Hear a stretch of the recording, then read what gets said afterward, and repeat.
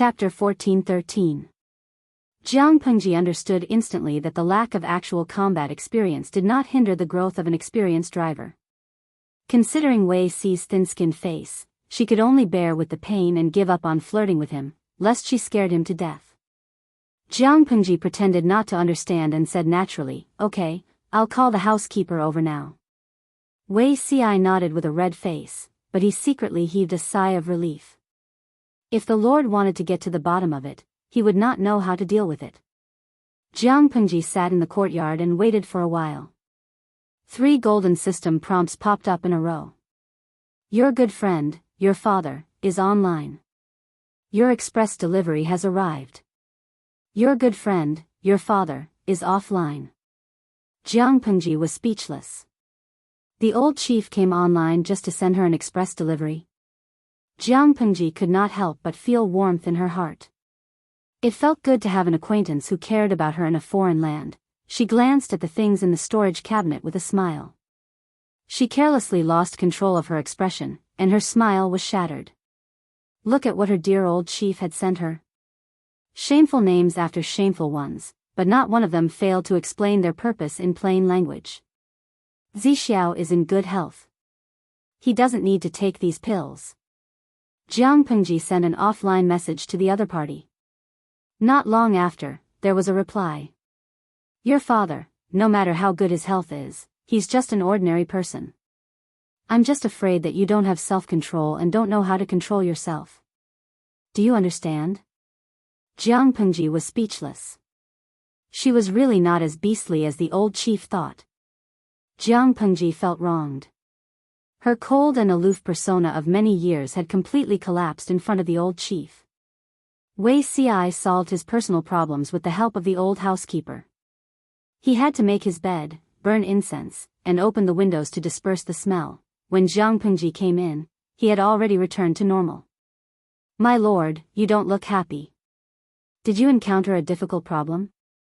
Wei Si saw that Jiang Pengji's expression was somewhat gloomy, and he became worried again. Jiang Pengji rolled up her sleeves and said with grievance, Zixiao, although I'm not a gentleman, I won't wallow in the mire with a beast. Now someone is certain that I'm a beast and won't listen to me no matter how I explain. It's so infuriating, so I've decided. Wei Si said, decided what? Bring out the facts and reason with us? Jiang Pengji narrowed her eyes and said coldly, you might as well live up to your name as a beast. Otherwise, I will feel wronged. Wei Si said, my lord, as long as you're happy. His lord's train of thought had always been different from ordinary people's. Jiang Pengji sighed faintly. Wei Si was baffled. The news of Wei Si waking up spread quickly. Before dinner, several people came to the residence to visit. They all said that Wei Si was blessed and had a good life. Looking at you last night, I thought you were going to be seduced by the king of hell. Fortunately, you survived. It's time for joy to come out of the depths of misfortune. Fengzhen sighed. You live alone in the manor and don't have any relatives to take care of you. If there's anything you want to eat, just send someone to the manor to let us know. Wei Si was grateful for Fengzhen's kindness. Feng Lungzi usually did not behave properly, but he could be relied on during critical moments. Fengzhen continued, it's a good thing that you're all right. Otherwise.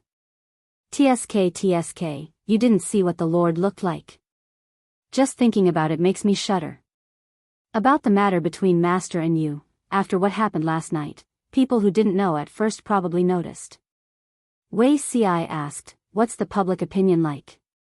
It was one thing to criticize him, but Wei Si would not do it if the Lord was implicated. There are some signs of the matter between Master and you, but they didn't see it with their own eyes. At most, they have some suspicions. Without evidence, what would they dare to say? Fengzhen said, taking a step back, even if they have the intention to stir up trouble, they have to see if their own necks are strong enough. The matter of you being assassinated and left at the entrance of the alley has not been resolved, and the murderer has not been found. If they dare to cause trouble, will the Lord spare them? No one could figure out that Wei Si's body was being manipulated. They thought that some force had assassinated Wei Si to provoke Jiang Pengji. As long as the murderer was not caught, Jiang Pengji would be a barrel of gunpowder that would explode at the slightest provocation. Who would dare to commit a crime under such circumstances? Wei Ci did not say how he got the injuries on his body. He couldn't possibly say that he stabbed himself, could he? He could only keep his mouth shut and let others speculate and doubt him. Besides Feng Zhen, Feng Jin, Qiguan Rang, Su Ku, and the others also visited one after another. They did not disturb the patient. After exchanging a few words, they got up and left. It was impossible for Jiang Pengji to watch over Wei Ci at all times. When his injuries were slightly better, she had to go elsewhere to busy herself. Before she left, Jiang Pengji smiled and said, "When Zixiao's injuries are better, I have a gift for you." Wei Ci, who did not understand, thought it was a precious gift and immediately declined it. He only agreed after Jiang Pengji persuaded him in every possible way. In the blink of an eye, it was another autumn harvest. Jiang Pengji, the hands-off shopkeeper, had a lot of things to do. This year's harvest is much lower than last year's. What's going on? Jiang Pengji entrusted Wei Ci to someone she could trust and temporarily left Xiangyang district. She went to the other districts where the experiment was carried out to check on this year's autumn harvest. She thought that this year would be a bumper harvest with favorable weather. Unexpectedly, the grain harvested per mu was lower than last year's average. The first thing she thought of was corruption. She could not help but frown, scaring the low-ranking official who made the report. She briefly checked the accounts.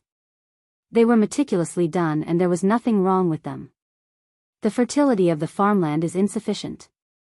After several years of continuous farming, the decline in the harvest is also. The other party's voice became softer as he spoke. Jiang Pengji frowned slightly. She roughly understood what the other party meant. In ancient times, they relied on the most primitive manual labor. Even if the farming tools were updated later on, the productivity was still low. Apart from that, the other problem was the fertility of the farmland. Naturally, more grain was grown in fertile farmland than in barren wastelands. Back then, Jiang Pengji sent people to open up wastelands. Most of the farmland was not fertile. It was barely out of the barren category. Even if the weather was favorable for a whole year and the farmers worked hard. Apart from the harvest in the first few years, the harvest in the next few years would become less and less. She rubbed her brows and said, "Is there no way to improve the fertility of the farmland?" "There is, but the effect is insufficient. The best way is to farm for a few years and recuperate for a year." "Let the farmland recover on its own," Jiang Pengji said, "that won't do. If the farmland is recuperated for a year, won't the food rations of the people and the soldiers be stretched thin?" Just as she finished speaking, the officials revealed a worried expression. "Reporting to my lord, although the harvest in the fields has declined, the decline is not significant. It will not be a problem to farm for a few more years." Chapter 14:14. Ever since he surrendered, Huang Song had been cooped up in his house. After more than half a year, the outside world had almost forgotten about him. Only then did Huang Song dare to go out once in a while. There was nothing fun to do when he went out. He went shopping, walked on the road, listened to books, and watched dramas to kill time. He was bored out of his mind. The most obvious change was that his body had gained weight and his face had become bigger. The 6 well-defined abdominal muscles on his abdomen slowly moved closer to one. The armor that used to fit him perfectly now required him to take a deep breath to put it on. Huang Song was very free, so he dragged Feng Ju, who was equally free, to listen to new books. While listening to the storyteller's novel, they drank wine and ate various snacks. From time to time, they commented on the plot and talked about the situation in the outside world.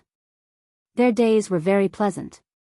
"Hey, that person looks familiar." Huang Song was leaning against the window. Occasionally, he glanced at the street below.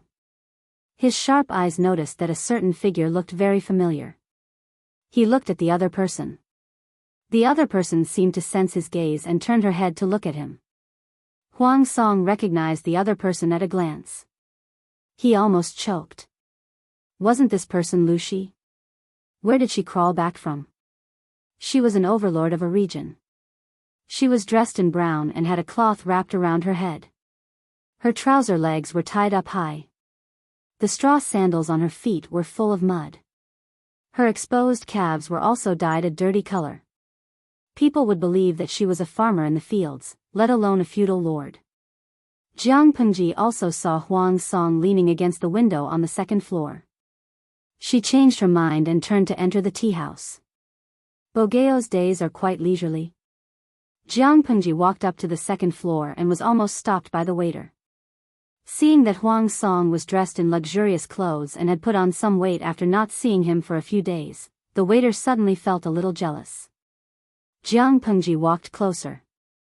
Huang Song smelled the strange smell on her body.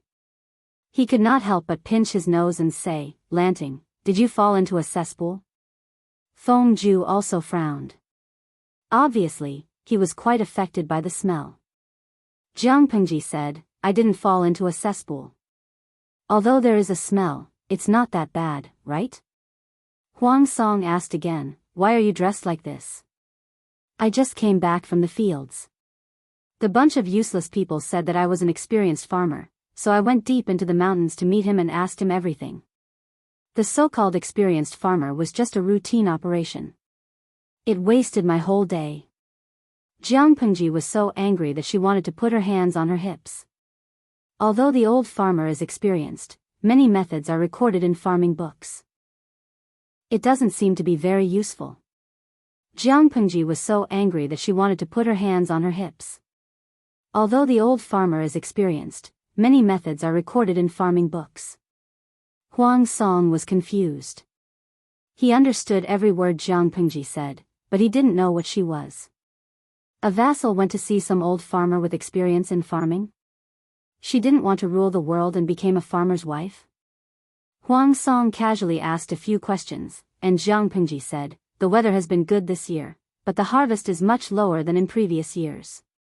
At first, I thought that someone was embezzling, but after a careful investigation, I found out that it was due to the lack of fertility in the fields, which resulted in a drop in the yield per mu. Huang year, they, Huang, and I Jiang, in. Than. From, in. In. S, in. In the eyes of others, Jiang Pengji's action could be regarded as killing the goose that laid the golden eggs. In the long run, the land would become barren fields. If we stop plowing for a year, the food shortage will be unimaginably huge. Jiang Pengji said. Plowing and resting is the last resort. Huang Song asked, "What does Lanting think is the best strategy?" Jiang Pengji said, "Of course, it's to ensure the fertility of the fields and plowing them year after year." It was a chaotic world. Food was in short supply. Wasn't it courting death to plowing and rest at this time? Although Huang Song did not know about farming, he knew that Jiang Pengji was too naive. How could there be such a good thing in the world? Chapter 14-15. Clue. Jiang Pengji curled her lips and said, "Of course I have a clue, but I don't have a specific plan yet." Huang Song was slightly surprised. He knew Jiang Pengji's character. She meant what she said. She would not lie about such issues. If she said that there was a clue to solve the problem of insufficient fertility in the fields, then it was most likely true. Without waiting for Huang Song to ask, Jiang Pengji found a mat and sat down. She frowned. "I went to visit a few experienced farmers, and I found that their experiences could be found in the farming books." Jiang Pengji said, in other words, that the precious experience they have accumulated by dealing with the fields for a lifetime is not very valuable. Apart from these old farmers, the other farmers have no idea how to farm. As a result, the harvest is different. Huang Song listened carefully. Feng Ju, who was beside him, also revealed a thoughtful expression. For a moment, he ignored the indescribable smell on Jiang Pengji. "What's so strange about that?" Jiang Pengji rolled her eyes at him and said angrily, "There's a big problem here. If everyone uses the old farmers' methods to farm, the harvest will naturally be better. The old farmer's farming experience is accumulated for a lifetime, but their methods are not a secret in the agricultural books. What does this mean? This means that the agricultural propaganda is not in place. I should set up a government office that specializes in farming. Huang Song did not understand the meaning of the word propaganda. After all, Jiang Pengji's words were always so fashionable, but he could guess the meaning based on the context. Set up such a government office? What is it for? To teach people how to farm?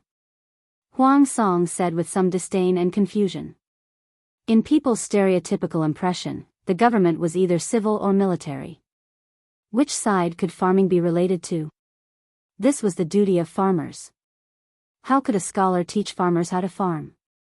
Even if they came from a farming family, their goal was to study and not farm. Jiang Pengji chewed on her snacks and said, "Who said that only those who know how to farm are qualified to teach others how to farm?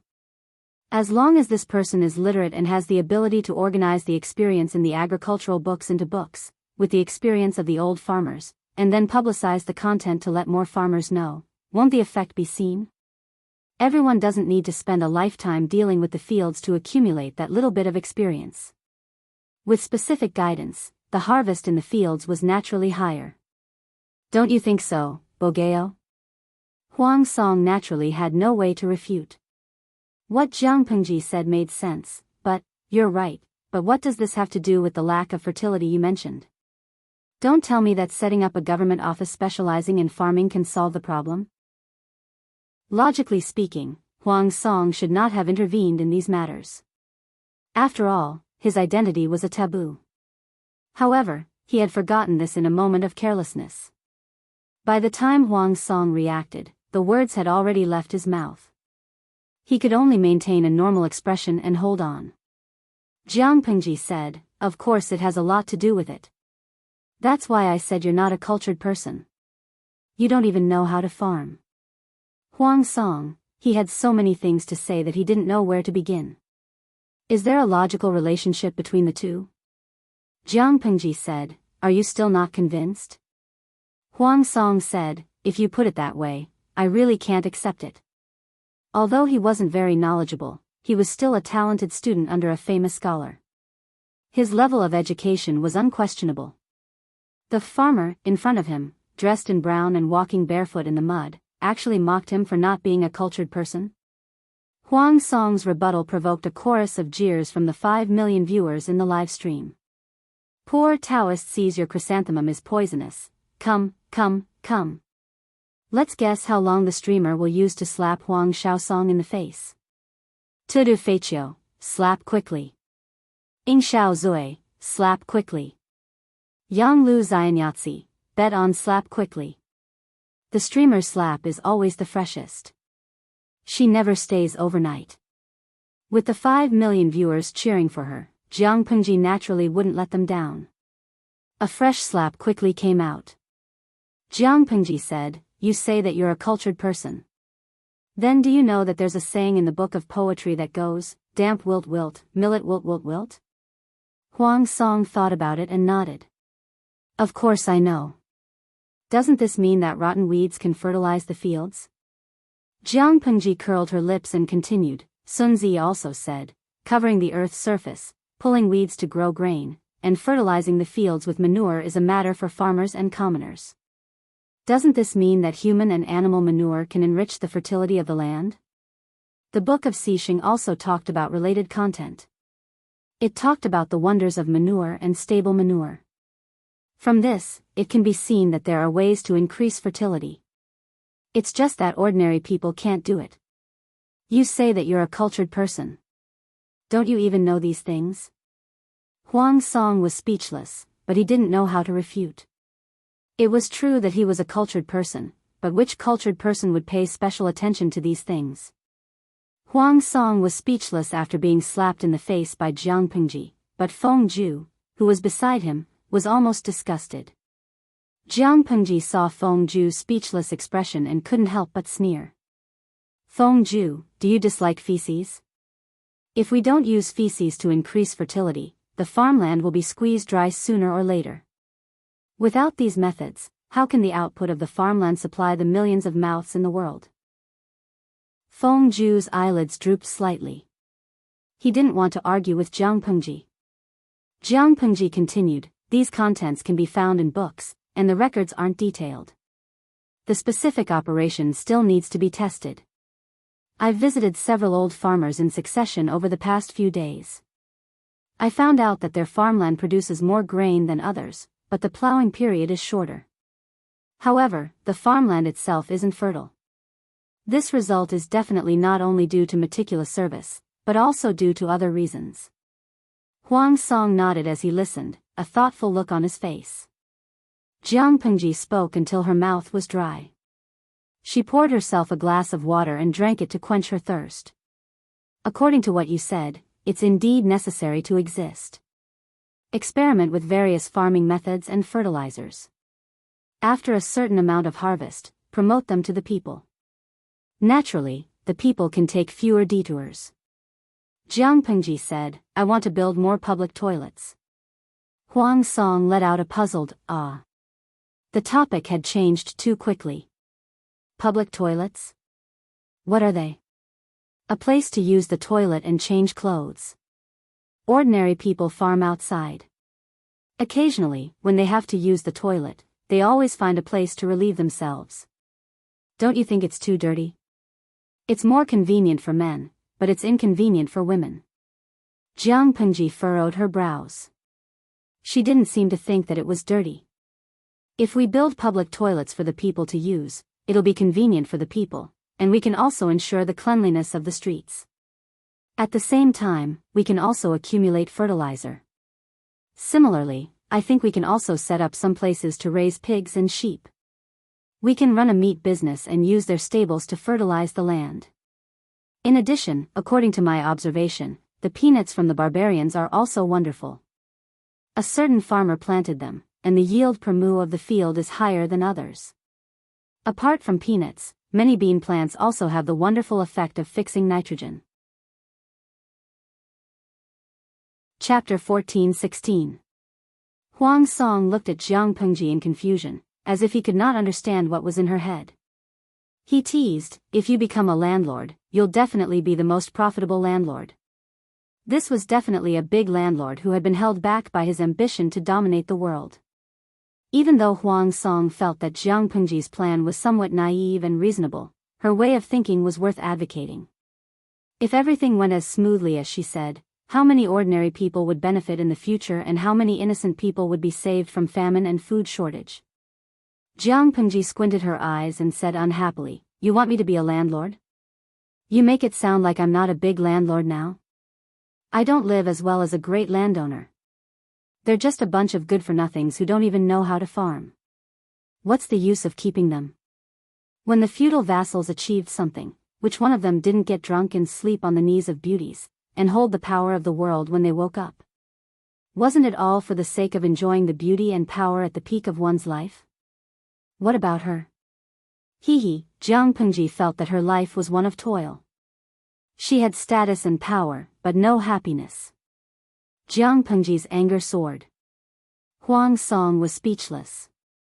Farming, this was really too much. After all, most scholars did not even touch this thing.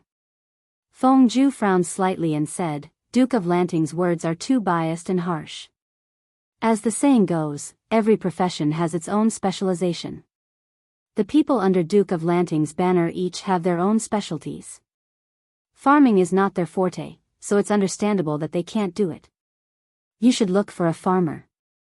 Jiang Pengji shook her head and said, Feng Sanlang is wrong. Most of the people I sent to manage the farming have relevant experience and knowledge.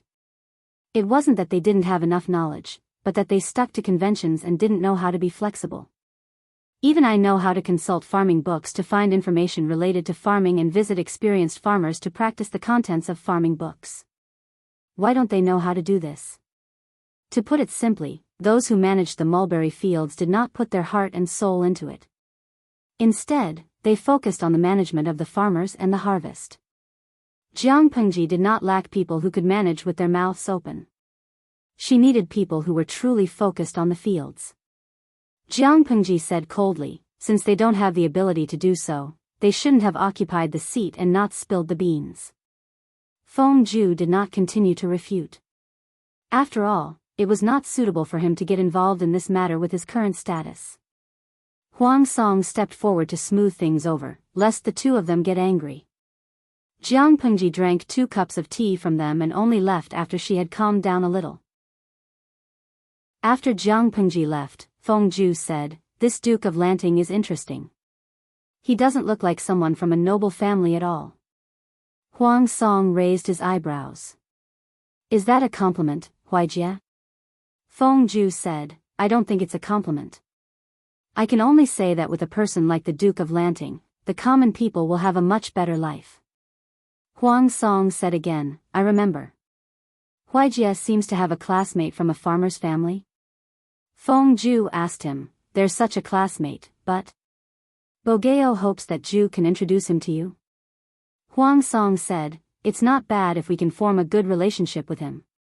Feng Zhu said, "Now that I think about it, I haven't contacted him for many years. I don't even know where he is now."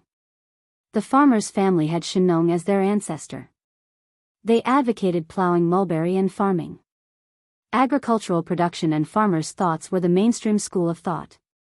However, the farmer's family did not develop well. It was even several times more miserable than the Mahists. At least the Mahists were able to struggle on while at death's door and developed a few loyal followers.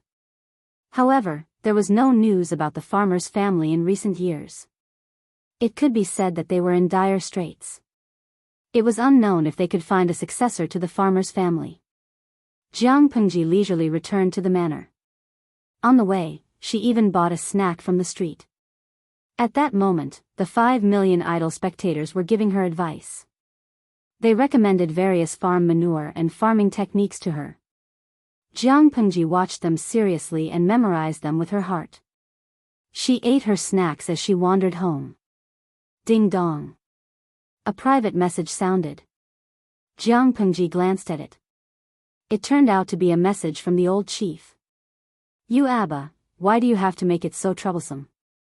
There's an old saying that it's better to teach a man how to fish than to give him a fish." She said, "I know I can go through the back door and beg the old chief to help me purchase farm manure, but it's not a long-term solution. Using farm manure that's hundreds of years ahead of the current era will yield high benefits in the short term, but in the long term, it will kill the possibility of agricultural development in this era. Moreover, the old chief can't always purchase for me, can he? You Abba, pulling a seedling to help it grow will indeed kill the infinite potential. You're very diligent." Jiang Pengji said, "I love what I do. After all, I'm their lord. I have to be responsible for the people under my rule." After all, what she needed was not short-term effects, but long-term development. She had stayed in this world for 10 years and put in a lot of effort. Naturally, she hoped that everything could develop better. She was just an ordinary person. No matter how long his life was, there was a limit. She hoped that everything could develop in the best direction after she was gone. You Abba, you've indeed grown a lot with this awareness. When Jiang Pengji first took over the 7th Corps, she received many complaints from her old subordinates. "I used to be young and impetuous." Jiang Pengji coughed awkwardly. "Old chief, don't expose me at this time." After Jiang Pengji begged for mercy, the old chief showed mercy and did not investigate further. "Someone, call Xiaoyu over. Tell him that I have something to discuss." Jiang Pengji wanted to build a public toilet or a livestock farm, which required financial allocation. Of course, she had to find the chief butler to check the account books.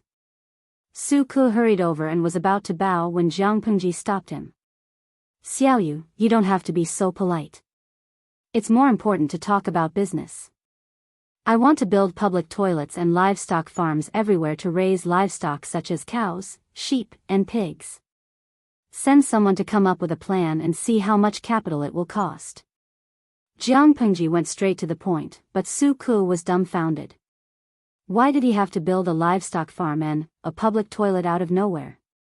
Jiang Pengji explained her purpose in detail. Suku's blank expression gradually turned serious. My lord, it's hard to say how much it will cost. Jiang Pengji raised her eyebrows. Why? Suku said, what's the size and shape of the public toilets? What's the scale of the livestock farm? How many livestock will be raised and how much manpower will be needed? No matter how capable he was, he needed to know this to determine how much it would cost. Jiang Pengji scratched her head. This. I haven't decided yet. I'll think about it tonight. I'll tell you tomorrow. She was used to being a hands-off boss. She only talked and did not do anything, but now it didn't work. Suku said, there's still a long way to go. There's no hurry. Jiang Pengji rested her chin on her hand and said, there's no hurry. If we don't solve this matter as soon as possible, it'll make me feel uncomfortable. If she could not settle everything before the spring plowing next year, the next year's harvest would be affected. How could she not worry? Chapter 14-17. Just as Feng Zhu put down the pen in his hand, familiar footsteps came from the corridor outside the house. Father? Feng Zhu packed up the letter unhurriedly. Seeing that it was Feng Ren, his knitted brows relaxed. Feng Ren saw his movements and raised his eyebrows. Did you ask the servant to look for me just now? What's the matter? Feng Zhu said, Father, you have a lot of connections. I would like to ask you for a favor and pass this letter to a classmate of mine when I was studying. He was in an awkward situation now. He needed to be careful in his communication. Feng Zhu thought about it several times. He felt that it was most appropriate for his father to do this. His second brother, Feng Jin, could also do it, but the two brothers rarely met. After Feng Jin got married, he separated from the family due to various reasons. He did not live with them anymore, so Feng Zhu could only ask his father for help. Feng Ren did not take the letter.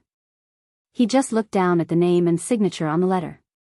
Feng Zhu took the initiative to explain, I met the Duke of Lanting today.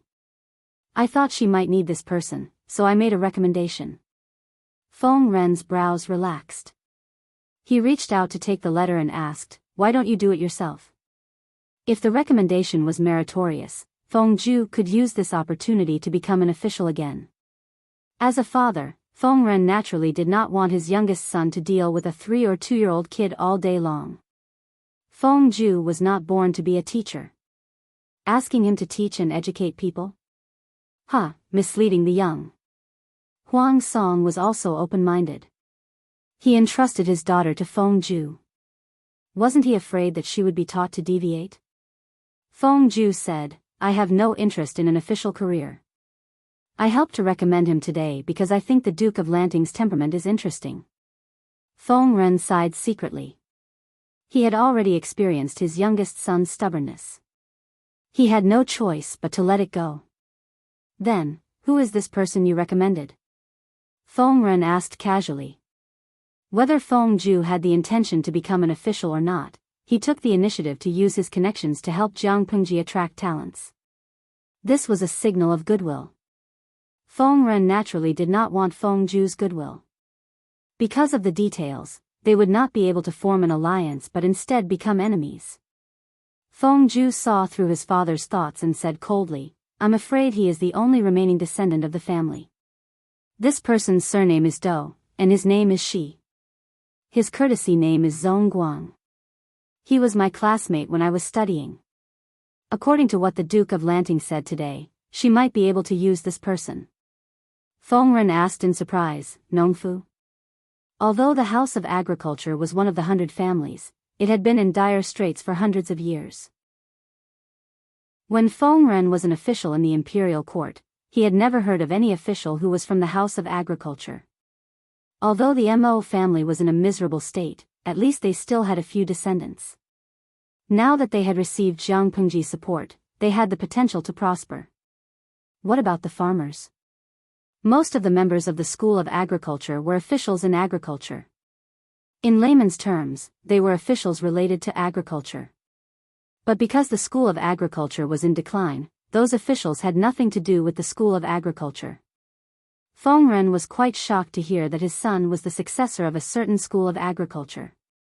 Feng Ren asked Feng Ju, although the Duke of Lanting attaches great importance to agriculture, I've never heard her mention this. In the past, Jiang Pengji needed the disciples of the Mahist family. Even if the Mahist family and the Confucians were at odds, she would specifically look for the disciples of the Mahist family. Now that they needed the people of the agricultural family, why wasn't there any news about it? Feng Ju briefly explained what he had bumped into that day. In his opinion, Jiang Pengji was indeed an interesting person. I see. This is like her style. Feng Ren showed a cautious and approving expression. Then, what can he do? If he was a talent, it would naturally be a good thing. If he was a mediocre talent, not only would he bring harm to the people, but others would also criticize Feng Ju, who had introduced him, for getting into trouble for no reason. Feng Ren's heart ached for his youngest son, so he naturally had to help him control the situation. Feng Ju said, it's hard to say about his talent, but his temperament and work style are what the Duke of Lanting needs the most. What did Jiang Pengji need the most? She needed a talent who was down to earth, hardworking, obsessed with agriculture, and willing to compile agricultural books to benefit the people. Even if this person was not from the school of agriculture, as long as he met these conditions, he would most likely be appointed by Jiang Pengji. He did not need a lot of professional knowledge, but he must have professional self-restraint. After thinking about it, the candidate recommended by Feng Ju just happened to meet her standards. That's good.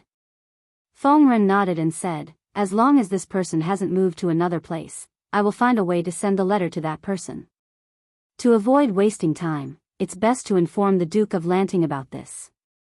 As long as this person is under the rule of the Duke of Lanting, he will definitely be found. Although Feng Ju and that person were classmates, they did not have much contact.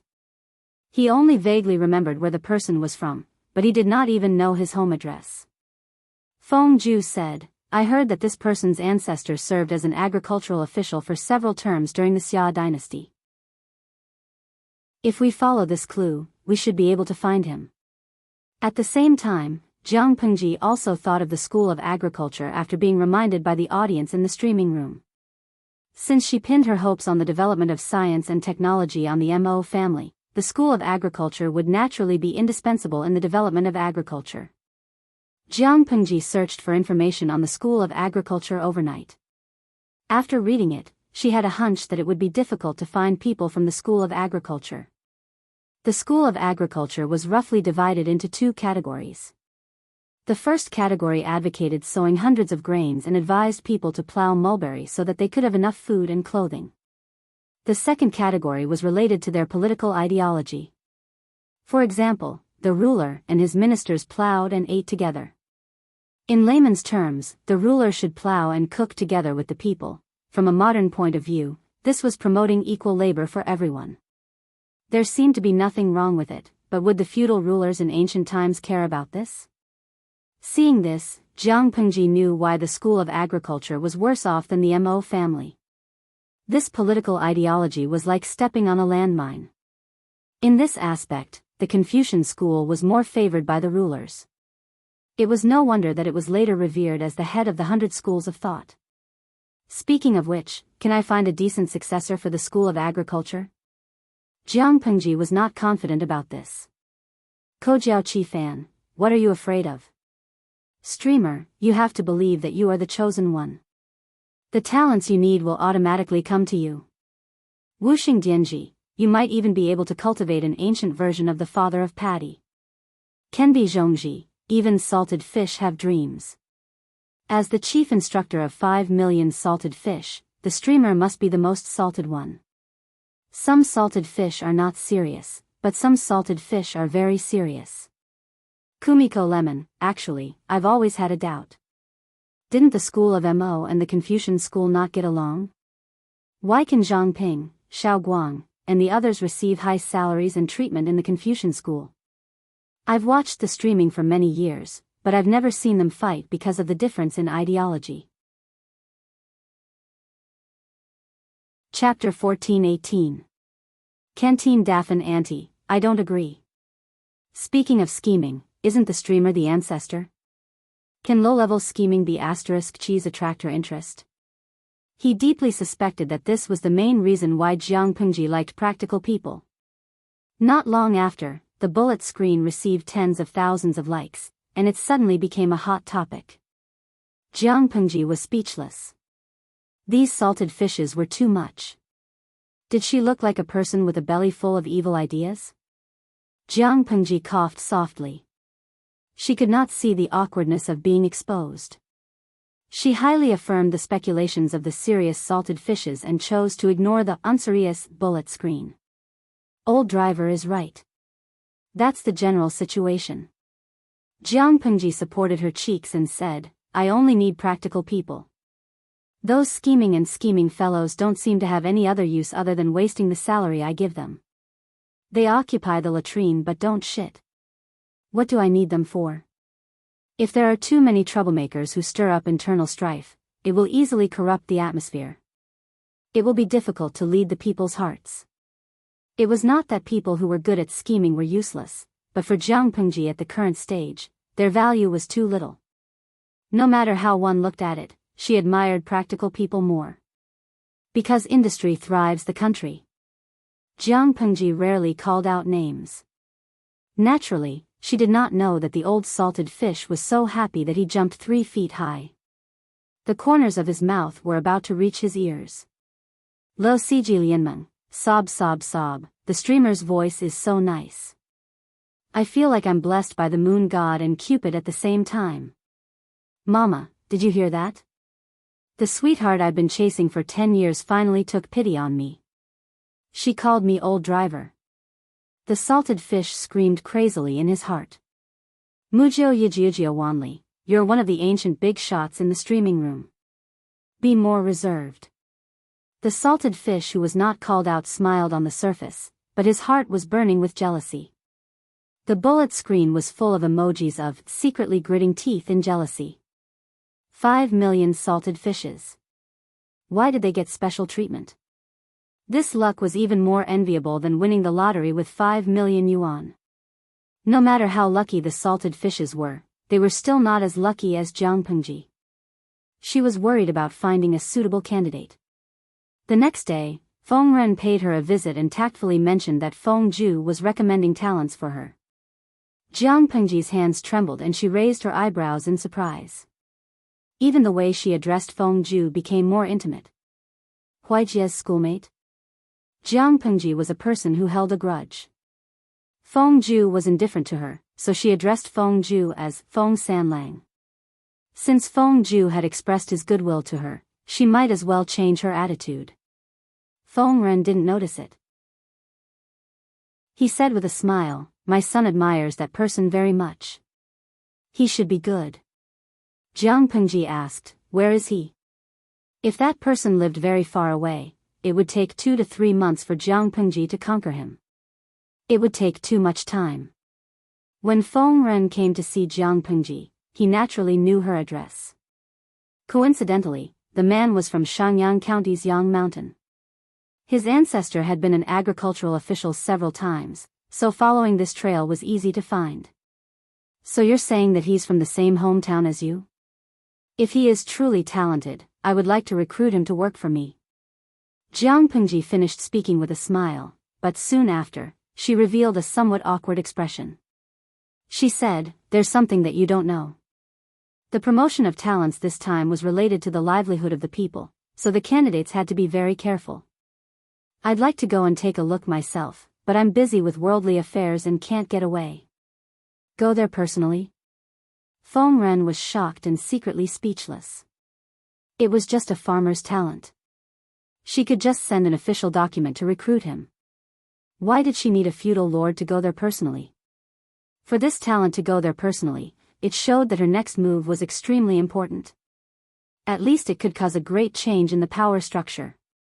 In the blink of an eye, several thoughts flashed through Feng Ren's mind. Jiang Pengji acted as if she didn't see it. She continued, speaking of which, the construction of the branch of the Jinlin Academy in Shangyang County is about to start. Feng Ren instantly understood. He smiled bitterly and said, Master Lanting is busy with affairs.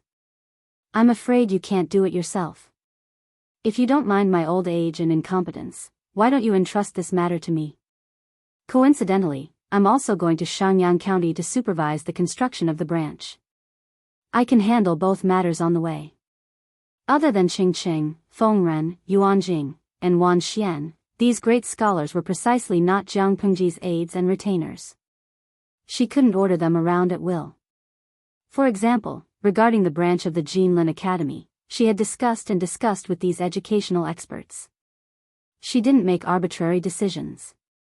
This time, she wanted to entrust Fengren to make a trip on her behalf. Jiang Pengji also had to subtly hint crazily. Fengren accepted it tactfully. If he didn't, he could pretend to be deaf and mute. Fortunately, Fengren didn't refuse. Instead, he agreed with a smile. Thank you for your understanding. I'll write a letter now. Fengren finally couldn't hold back his curiosity. He asked, he's just a farmer. If he's a genius, he's not worthy of being treated so seriously by Master Lanting. I have many questions in my mind. Therefore, I dare to ask, why does Master Lanting value him so much? Jiang Pengji said, this person may be able to benefit millions of people and eliminate famine. Not to mention writing a letter, it's not too much to go there personally. Fengren's heart was pounding. He was a little stunned. Could the person recommended by his unreliable youngest son really carry Jiang Pengji's high hopes?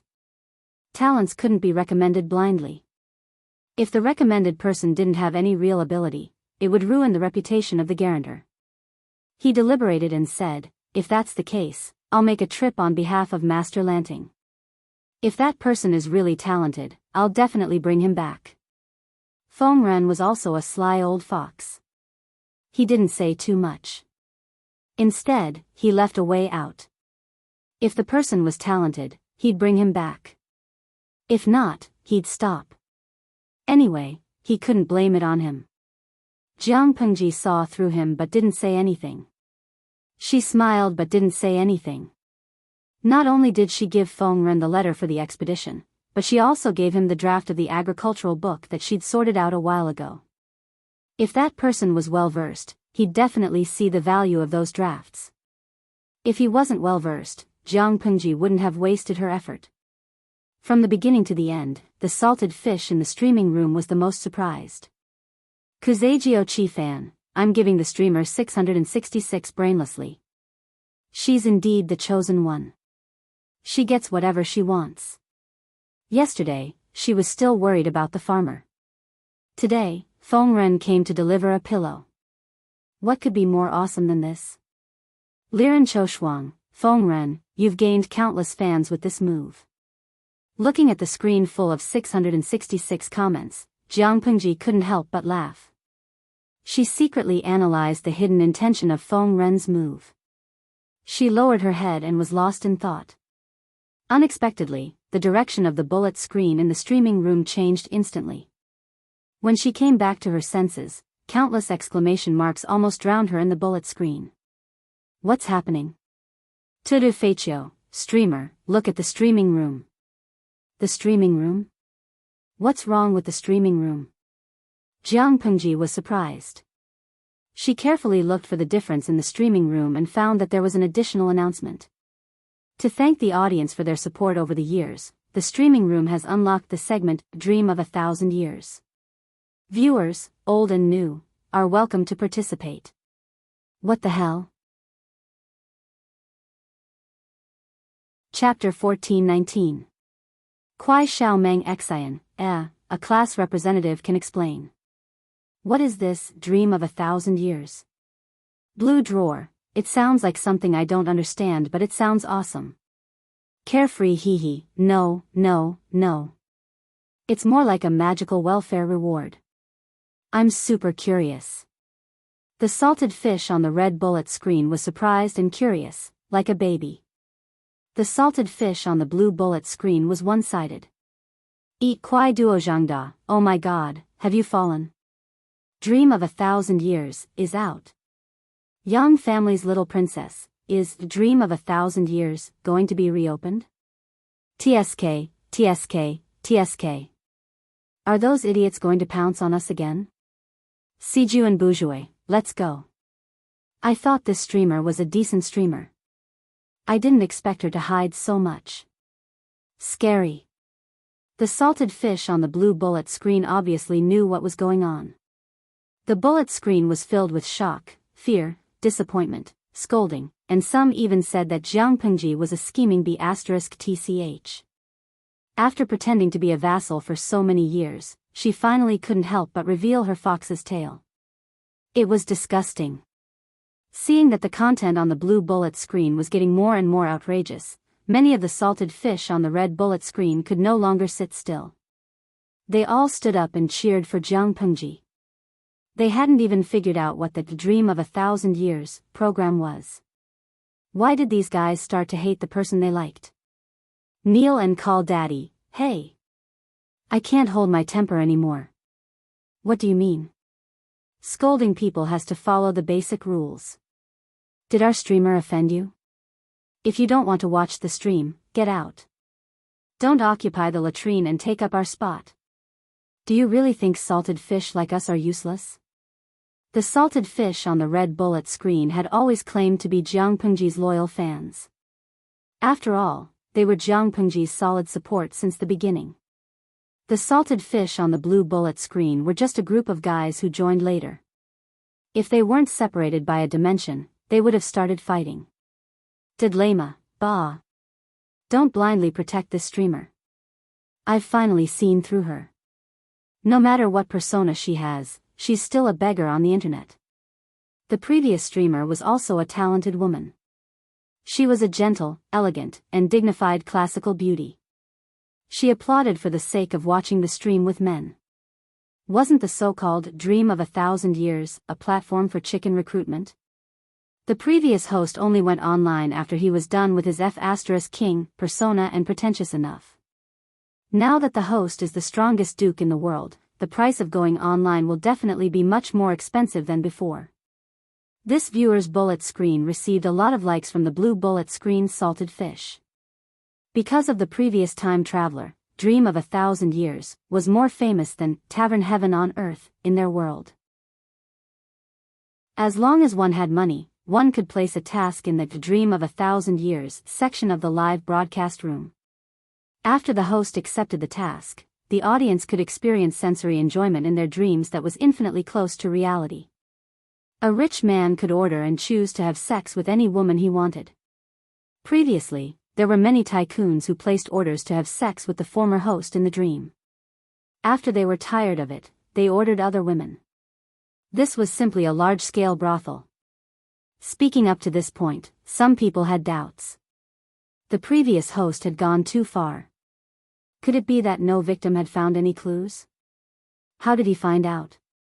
The previous host, who was also the queen of time travel, Hui Yun, had the help of the system. She could casually throw out a loyalty talisman and control an ordinary person, making them dead set on her. If the transmigrator couldn't bear to waste the loyalty talisman, she had other evil ways to control people, ensuring that the victim wouldn't find out anything after the matter was over. Even if it was a young girl who had never done anything, she had a way to deceive everyone after the deed was done. She ensured that the girl's future husband wouldn't be able to tell that his wife had already lost her virginity to countless men. Using this method, the transmigrator successfully worked as a brothel keeper for more than a decade. The Dongqing Palace and Zhongzhou Palace were considered the hardest hit areas. The palace maids and concubines suffered greatly, and it was unknown how many innocent women were harmed. To this day, many otakus still had hundreds of gigabytes of videos stored on their computers, enlightening countless youths with X knowledge. The blue bullet screen salted fish naturally didn't know these inside stories. However, when the transmigrator was a host, the live broadcast room was indeed foul. 9 out of 10 times, there would be inharmonious content. Many otakus couldn't climb over the wall to watch Japanese porn, so they simply collected the recordings of the live broadcast room. The content of the recordings was more hardcore and explosive than many other movies. Most importantly, they didn't charge money.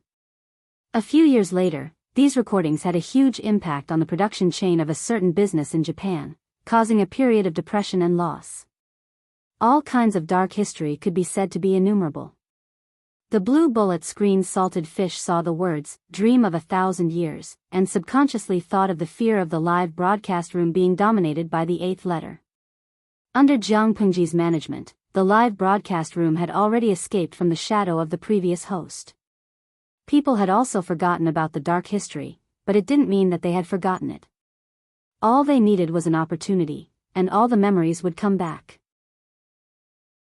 With the help of the blue bullet screen, the red salted fish finally knew what "dream of 1,000 years" meant. However, to de facto, the host would never do such a thing.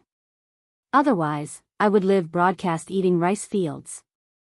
Sang K, I agree with the ancient big boss. Gui Kai Guofengxio, I'd rather believe in the sexy host who kills people online than believe that she would do such a thing. I realize that you guys really don't have a clue. Before you suspect the host, ask yourselves, in terms of status, wealth, and power, can you compare to the host? In terms of talent, temperament, and looks, can you compare to beauty ci? Lo Siji Lianmeng, you don't even have the right to touch the corner of her clothes. Do you really think that you can do whatever you want just because you have some money for breakfast? The 5 million salted fish on the red and blue bullet screen, that's heart-wrenching, buddy. The salted fish clutched their chests and vomited blood. The ancient big boss was indeed an ancient big boss. His words were sharp and ruthless. With a few words, he could cause an infinite psychological trauma to people. They didn't have Wei Ci's talent, temperament, and looks. What made them think that the host would like them? They didn't have the status, wealth, and power of the host.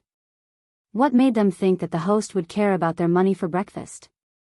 In summary, they really didn't even have the right to touch the corner of the host's clothes. Ing, ngong carrot ngong, be a baboon, although it's the truth, cough cough, the big boss should be merciful. After all, salted fish have a fragile glass heart. The live broadcast room was treacherous and unpredictable. Jiang Pengji lowered her head and carefully read the introduction of "Dream of 1,000 Years." System, Dream of 1,000 Years. Past life and present life. Guess who you were in your past life.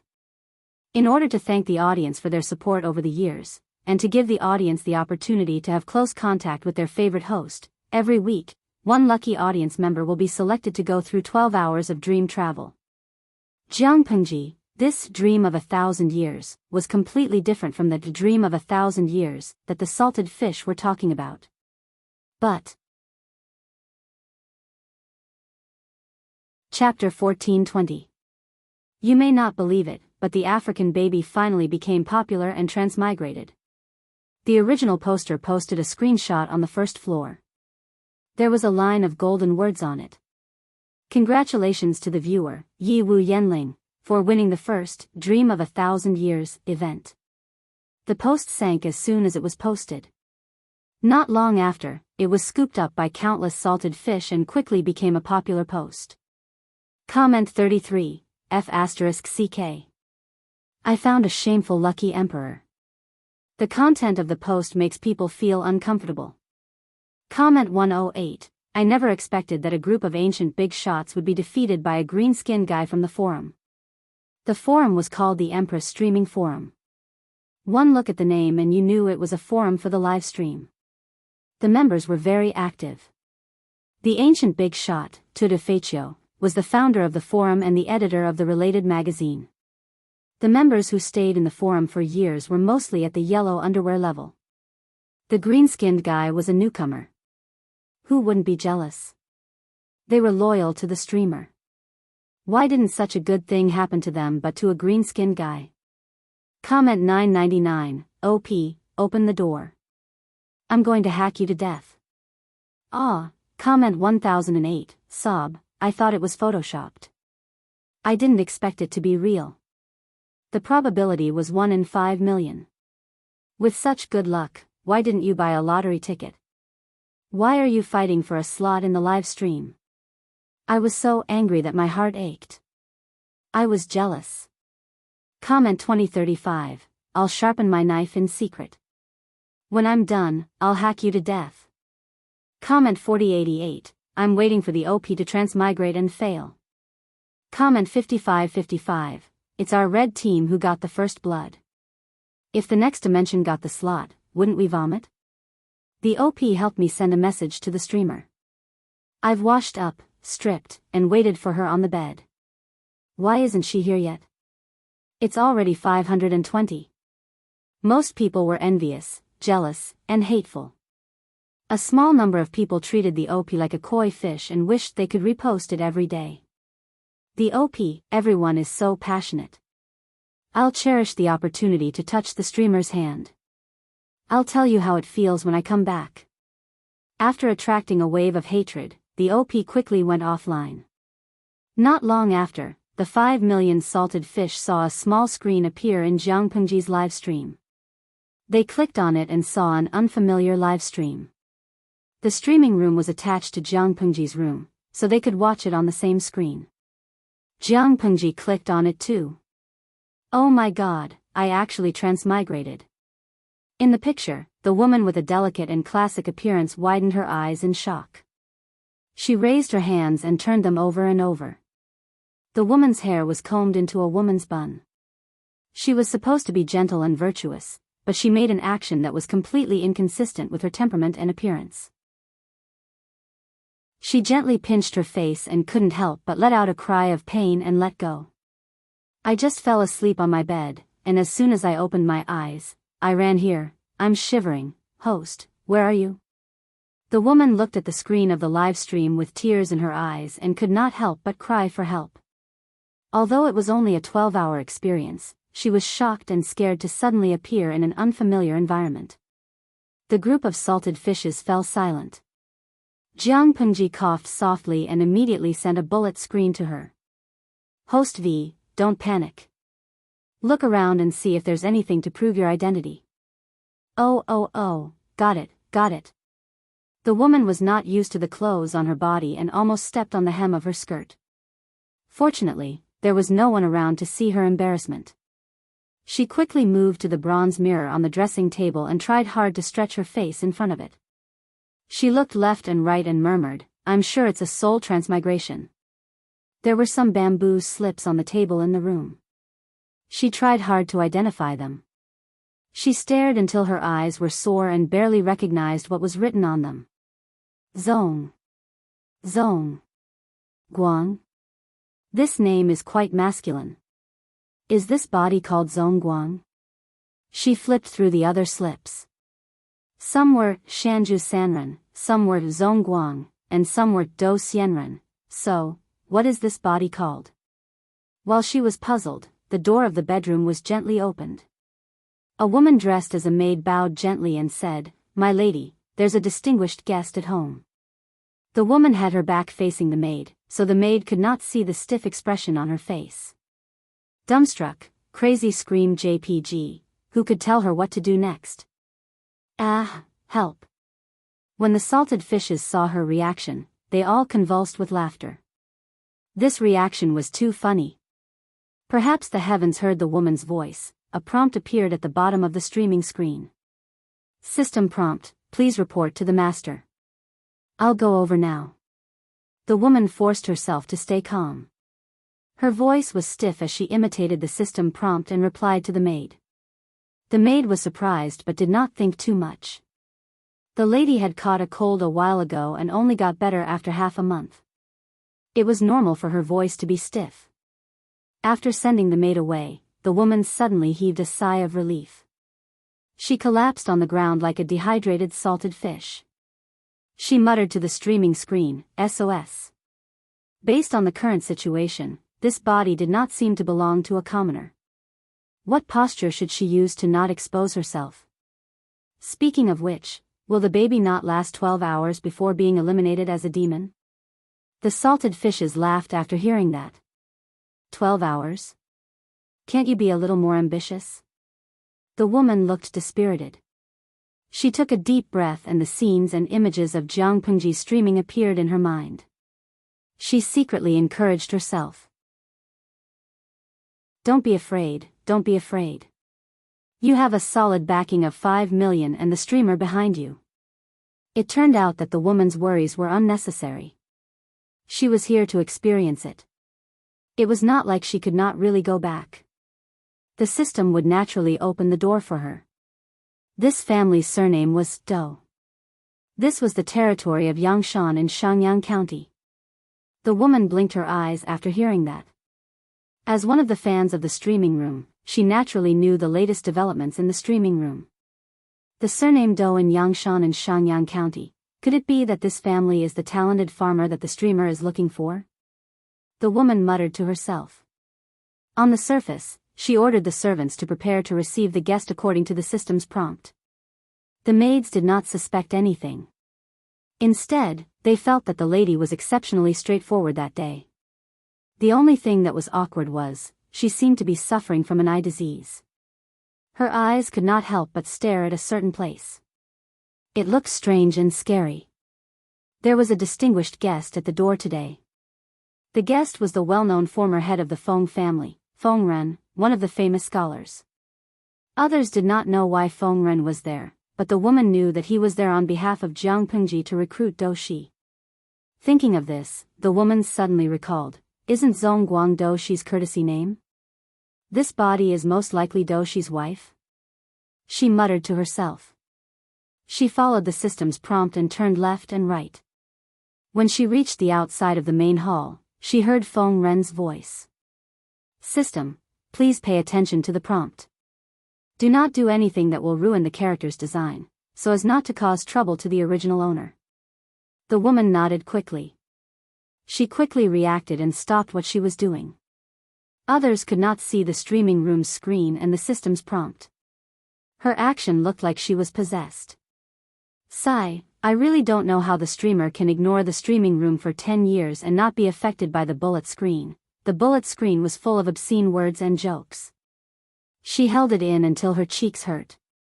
As she muttered, she realized that the two people in the hall who were chatting were looking at her. The woman was speechless. Oh my. Chapter 14:21. As a loyal audience in the streaming room, the woman occasionally daydreamed about transmigration. If she was lucky enough to transmigrate, what would she do? Would she go with the flow and be a reserved and noble lady of an aristocratic family, enjoying the authentic ancient customs? Or would she rebel and release her nature to live a modern woman's style in the strict ancient times? Or would she learn martial arts from literature and imitate the streamer to be a heroine who was not inferior to any man? Would she be full of vigor and vanish into thin air while talking and laughing? However, no matter how much she imagined and daydreamed, it could not offset the embarrassment and nervousness when she was in the arena. Even if the transmigration was only for 12 hours, she did not want to lose her reputation as a Mary Sue in front of 5 million people. Ko Jiao Chi fan, don't panic, lucky queen. I believe you are the fattest. Shall we Chuangduan? Hypnotize yourself that you are a streamer with an aura of 2.8 meters. What are Feng Ren and Do Shi? The woman could not help but twitch the corner of her mouth. She also wanted to calm down, but the bullet screen in the streaming room was too much of a hindrance. She could not imagine how Jiang Pengji did it. How could she completely ignore the bullet screen full of obscene jokes? I can't do it. The woman was not an actress.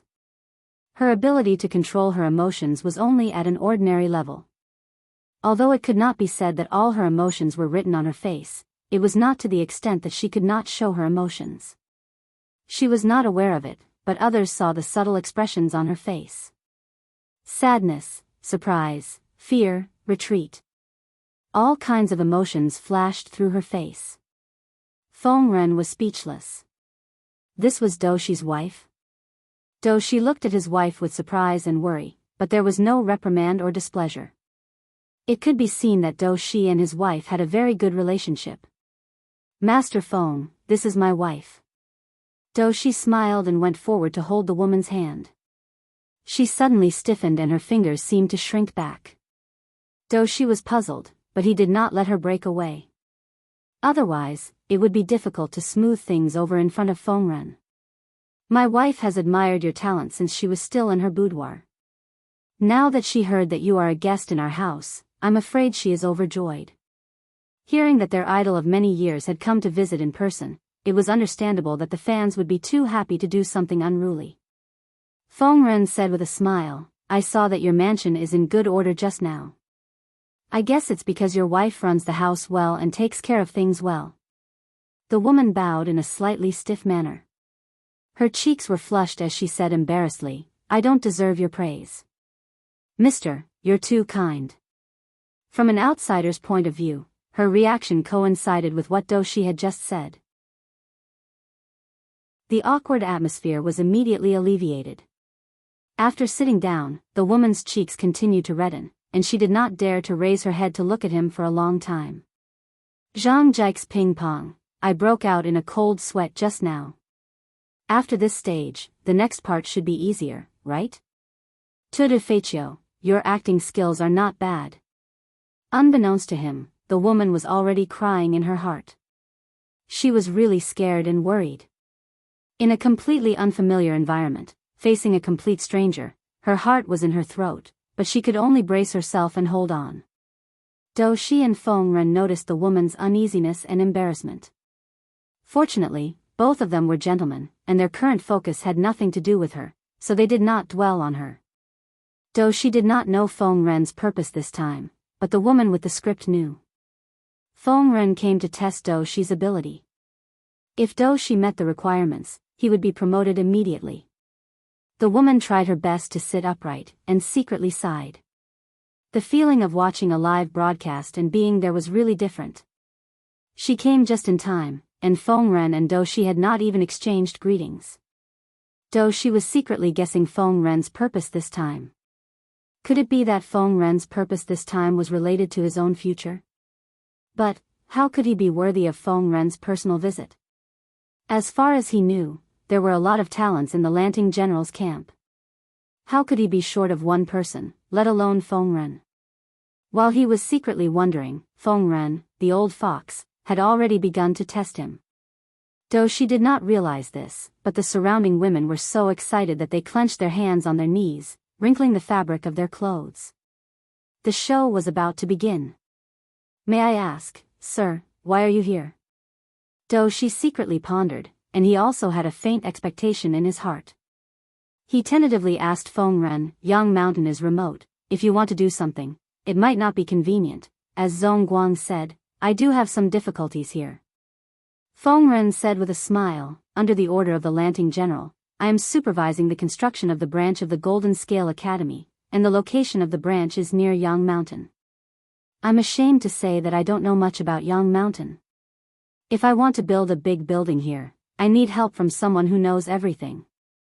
Before I left, I heard from Huijie that there was a classmate who lived in Yang Mountain for generations, and he was familiar with construction. Maybe he could help. When I came here, I asked around, and then I shamelessly came to you." Doshi was stunned for a moment. He did not expect that Feng Ren came to him because of Feng Ju's recommendation.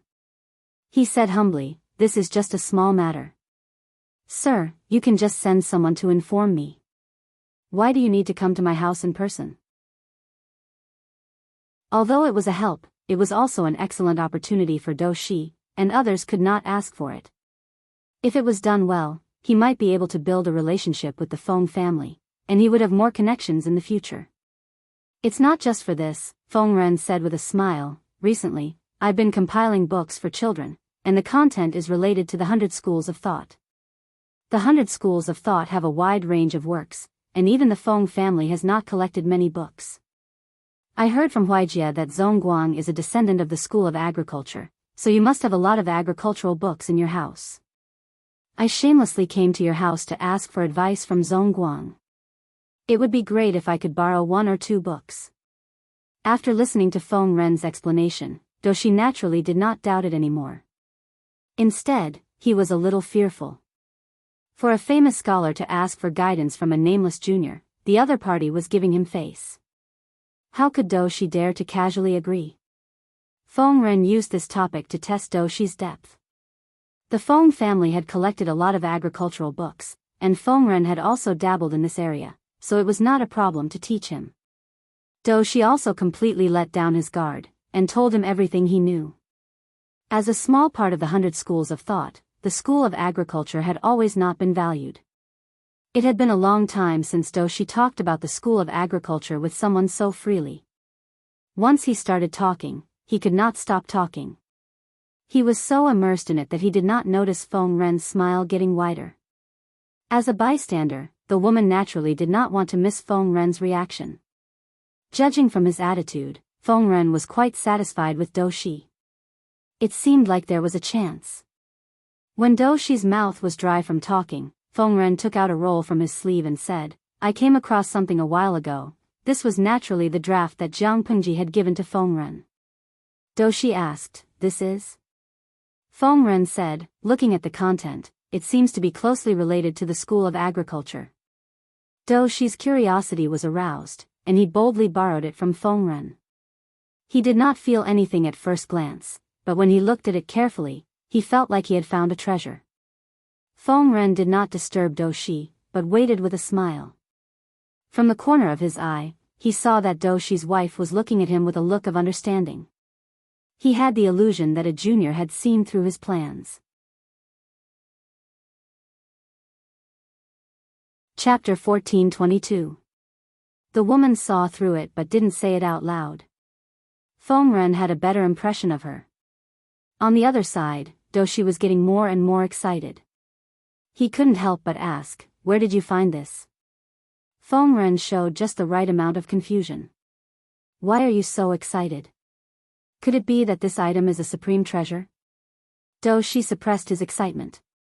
"I don't know if it's a treasure or not, but if it's used properly, it's worth tens of thousands of gold coins." Although the draft was written carelessly, Doshi could see the value in it.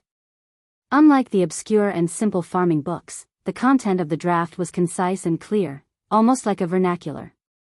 The content was also very interesting. It went from shallow to deep, progressing step by step, from a rough general category to a detailed description of each subcategory. There were also many farming plans. These plans were fresh to Doshi. This was like a key that opened the door to a new world, giving him a feeling of enlightenment. "Oh? Really?" Feng Ren pretended to be surprised. Doshi suppressed his excitement and said with a smile, "If I didn't know who the author is, I would really like to visit you and have a good discussion." Feng Ren asked, "What do you mean?" Doshi said, "Dongqing is peaceful under the governance of Lord Lanting, but other places are suffering from famine. In the final analysis, it's because the good farmland produces too little food. There are many reasons for limiting the output of farmland, but the most fatal one is the fertility of farmland. The fertility of farmland was a big problem that was difficult to solve. It fundamentally restricted agricultural output. Even fertile farmland couldn't stand continuous farming. Sooner or later, it would degenerate due to the lack of fertility. For sustainable development, they could only choose to stop farming and let the fertility of the farmland recover by itself. Once they stopped farming, it meant that there would be no food production during the farming period, which undoubtedly increased the food pressure. Jiang Pengji had been fighting for years. In order to maintain the supply, she could only cultivate wasteland while farming continuously. In the long run, it was tantamount to drinking poison to quench thirst. Feng Ren nodded and said, "What do you mean?" "I don't know who wrote this book. The content is bold and novel. I've never heard of it." Doshi pointed to the draft and said, "Even if others think it's wild and unrealistic, I think this person's idea is very logical. I think it must be written by a famous farmer. This person wanted to use manpower to replenish the fertility of the farmland. His plan was clear and specific, and most of it was traceable and reasonable. Many people don't know how to use the fertilizer, but those who know how to use it don't know how much is appropriate. They don't even know how to use it to maximize the benefits of the farmland. This person is very meticulous.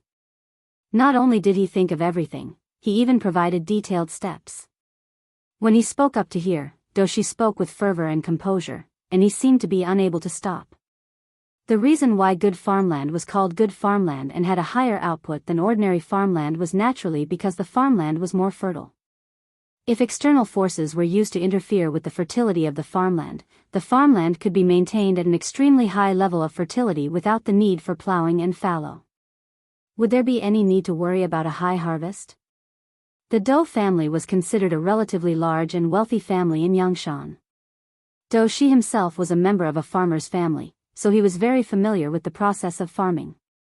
In order to increase output, he often studied in this area, and he had also summed up a set of farming experience. It was precisely because of this that the Dou family's output was much higher than that of others. However, comparing Dou Shi's method to the contents of the draft was like comparing a pearl to the bright moon. Looking at the contents of the draft, there should be more than this. Dou Shi sighed and said, I don't know who it is, but if I'm lucky enough to meet him, I must talk to him through the night. As soon as he finished speaking, Feng Ren, Madame Dou, and the 5 million salted fish all looked at him strangely. Talk to him through the night? Ha, in your dreams. Tudu Feiqiu, Beauty Ci said that sleeping together and talking to him through the night are all benefits that belong to him. Although Feng Ren did not know the relationship between Jiang Pengji and Wei Ci, he knew that it was unlikely that a female noble would be too intimate with a subordinate of the opposite sex. Dou Shi's theory was passable, but he did not know how it would turn out in practice. After all, there would always be people who said one thing and did another. Feng Ren tricked Dou Shi into leaving with a few words. Seeing this, Madame Dou also wanted to follow. Dou Shi advised, Madam, it's very windy outside, and you've just recovered from a cold. It's better for you to recuperate in the manor. The woman did not know how to respond before following him out. Feng Ren, who was at the side, helped her. Although it's important to recuperate, a proper relaxation can also help with recovery. Your wife's complexion is good, so she should be fine. Dou Shi said awkwardly, my wife is a woman after all.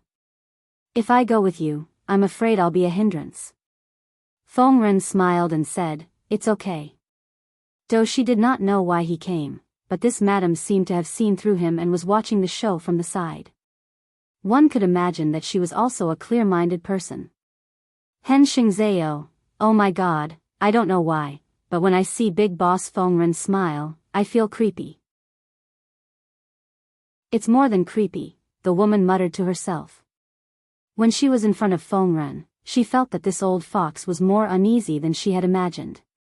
The three of them changed into clothes that were convenient for traveling. The woman also changed into a simpler outfit and wore wooden clogs.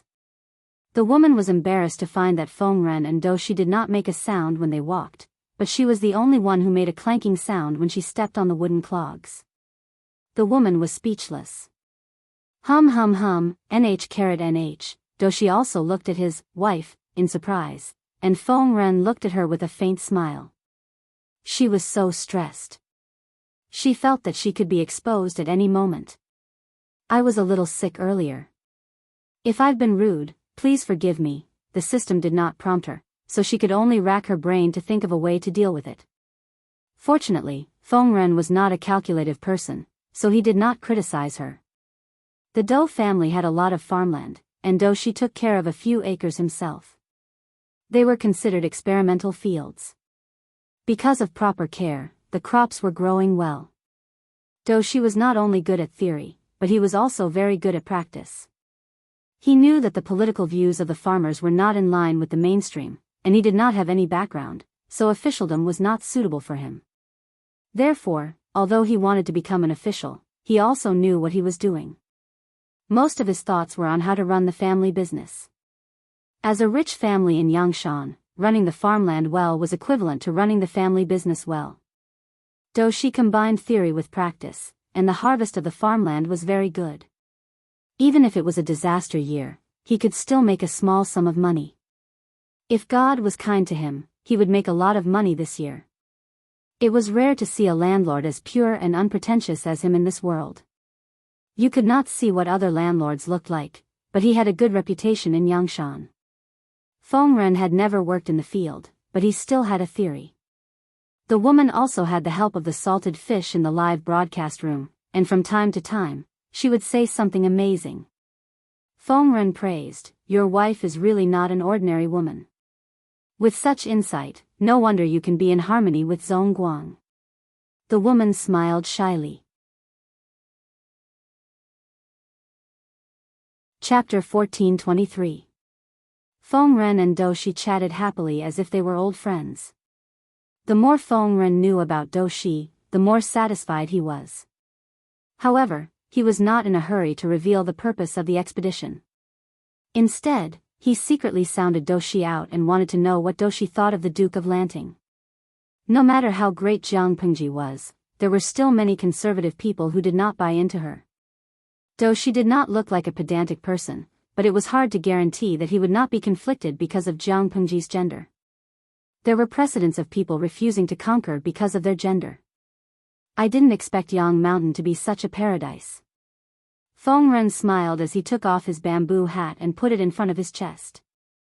With one hand behind his back, he stood beside the field and looked into the distance.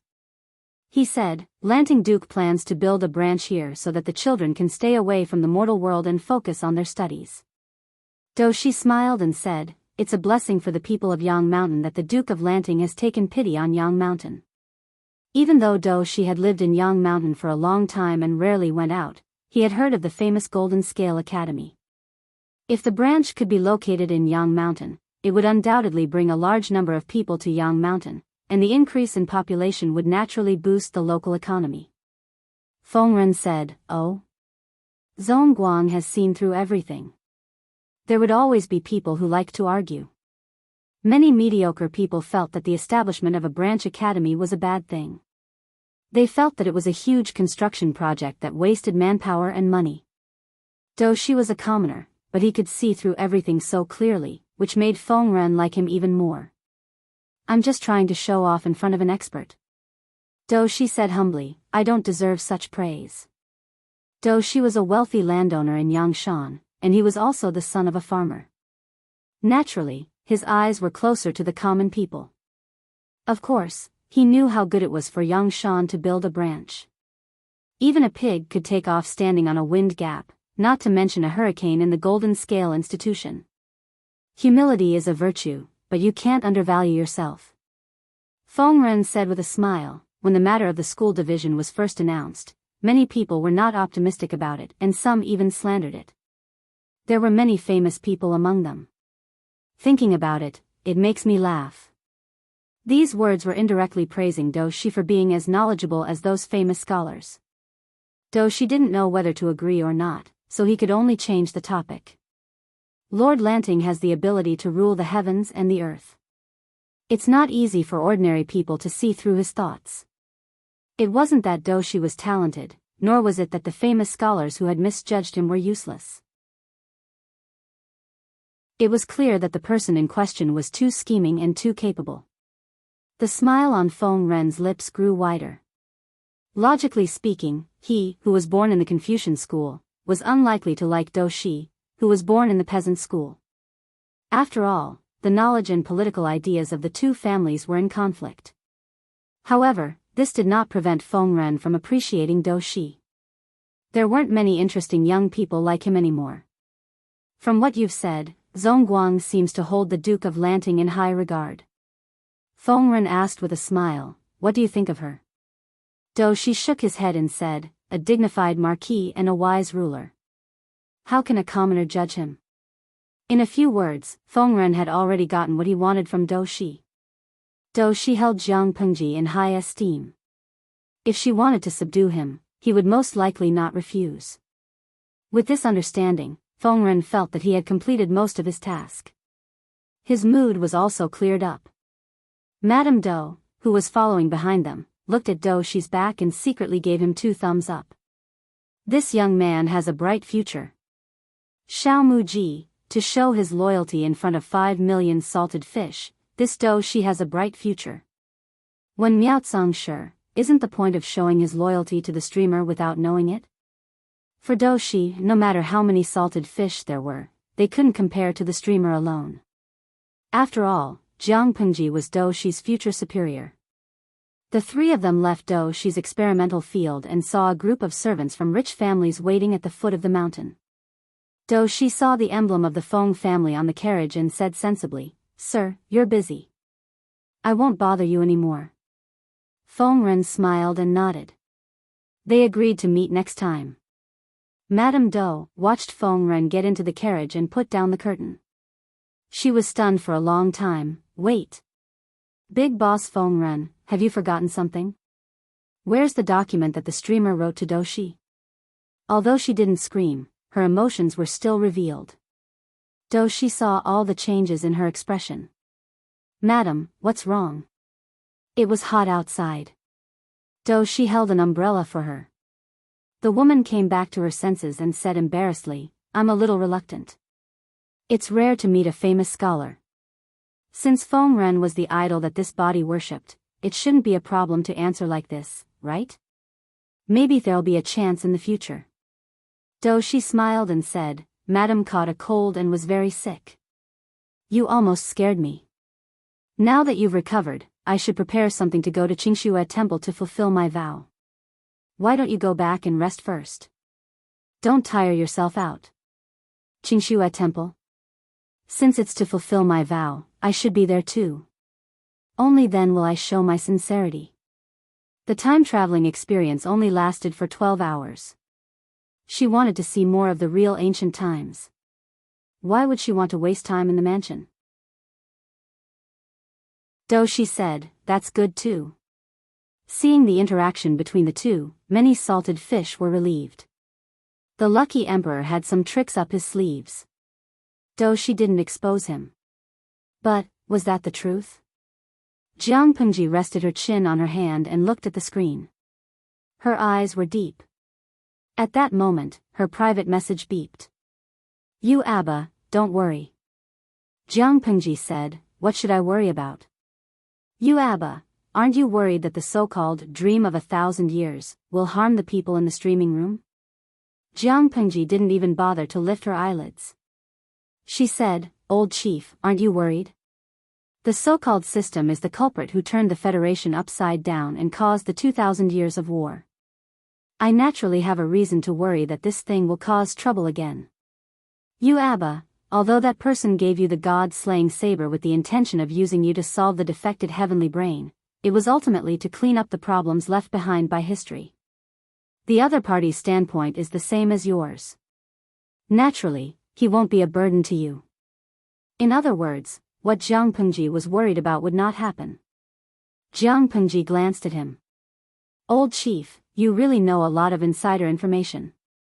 After a while, the system notification popped up. Your good friend, your Abba, has gone offline.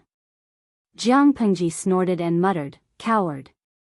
When she returned to the Federation one day, she would capture all the insiders and interrogate them.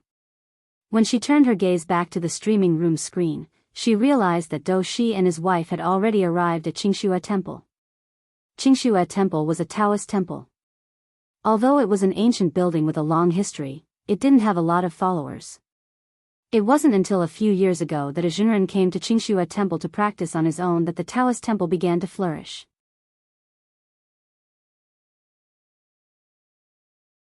Chapter 1424.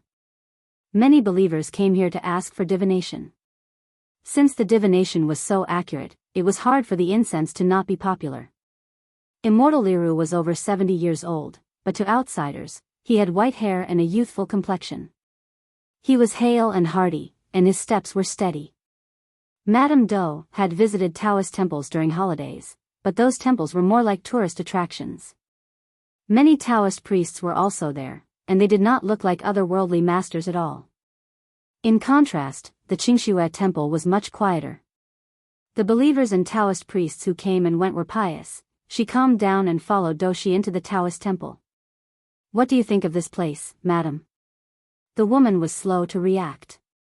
She smiled and said, it's very good. It's not grand, but the atmosphere is very comfortable. After that, she looked around curiously, as if everything was new to her. Doshi was speechless. The two entered the main hall. The temple master, Immortal Liru, was also there. He was explaining the divination of a believer in a low voice. When Immortal Liru was done, Doshi stepped forward. After greeting each other, Doshi explained the purpose of his visit and asked about the requirements for the vow. Immortal Liru glanced at Madame Do. He frowned slightly at first, but then relaxed. Your wife's complexion is excellent and her aura is strong. It seems that she has passed the hurdle and will recover in a few days.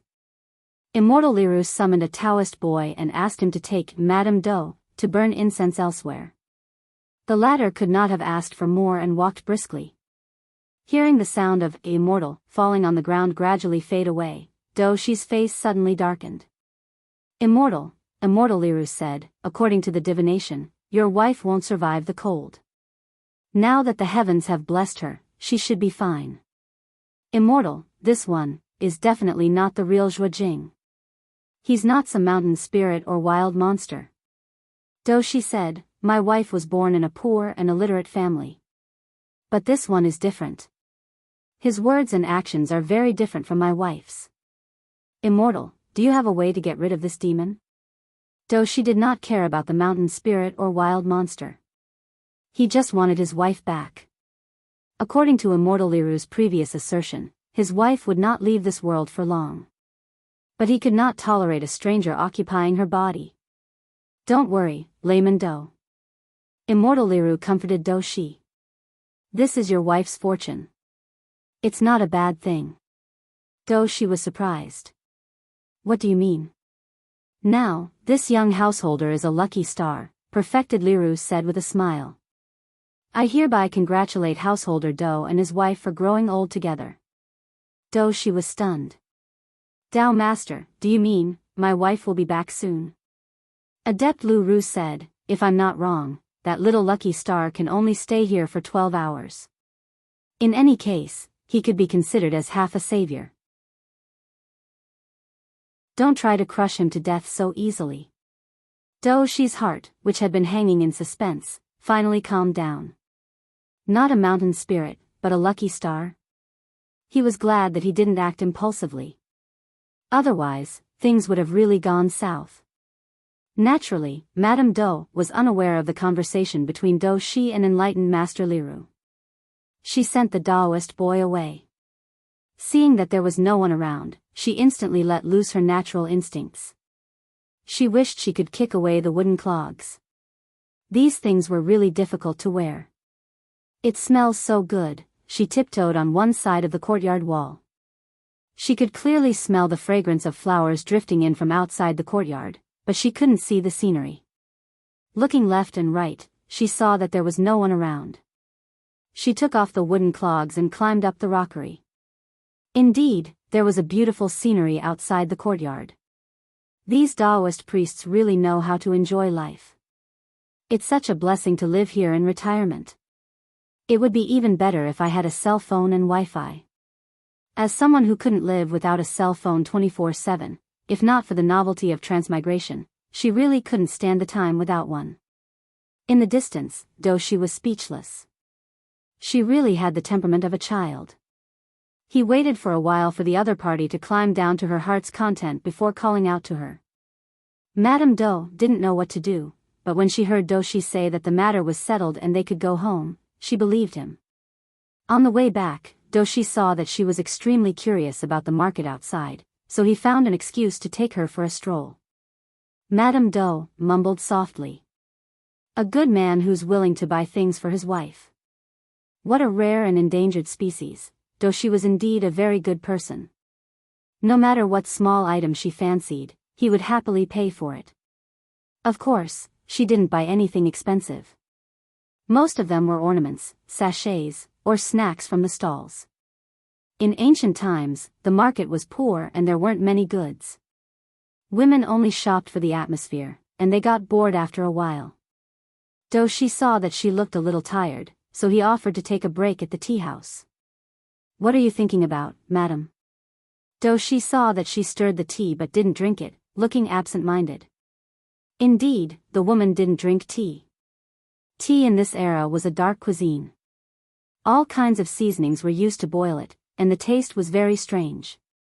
I'm thinking about Feng Ren's declaration of war. Her mouth moved faster than her brain. When she realized what she had said, she hurriedly tried to salvage the situation. She silently held her vest tightly and looked pitiful. The salted fish in the live broadcast room was angry that she didn't fight for it.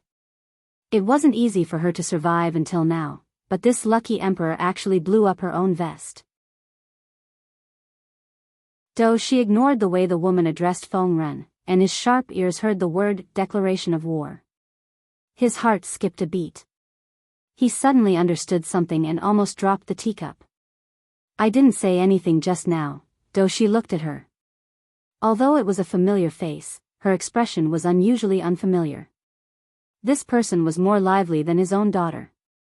Looking at her, little Lucky Star was really young. What did Madame say just now? Though she looked puzzled, as if he really didn't hear anything he shouldn't have. The woman coughed softly. I didn't say anything just now. Though she accompanied her as they strolled to many places outside. The sun gradually darkened the horizon. After returning to the residence, Doshi asked the kitchen to prepare a rather sumptuous meal. The chef in the kitchen muttered in a low voice. It's not the new year, could it be that something good happened? Although Doshi was rich, he wasn't extravagant and extravagant. As a son of a peasant family, his style was still very simple. Now, however, he was serving a distinguished guest. The kitchen staff were naturally surprised. Though she saw that the woman's expression was as usual, and her dining etiquette was also good. He secretly thought to himself, Lucky Star's living conditions in the past must not be poor. Unbeknownst to him, the woman proudly posted a bullet screen in the live broadcast room. There's still half an hour to 12 hours. I didn't blow up my vest, isn't I amazing? The salted fish all gave her likes. Amazing, amazing. Jiang Pengji was speechless. Forget it, let's not expose her. Though she didn't mean to hurt anyone, so there shouldn't be too much to worry about. In fact, Jiang Pengji didn't have to worry about the woman. Dream of 1,000 Years was a welfare activity, so naturally, there were sound protective measures. Apart from the necessary prompts, once the participants were threatened, they would be sent back in advance. If the experiencer did anything that would destroy the bad guy, the experience would also be forcibly ended. Not everyone who participated in the activity was so unlucky to meet Feng Ren and Doshi, two shrewd people, right off the bat.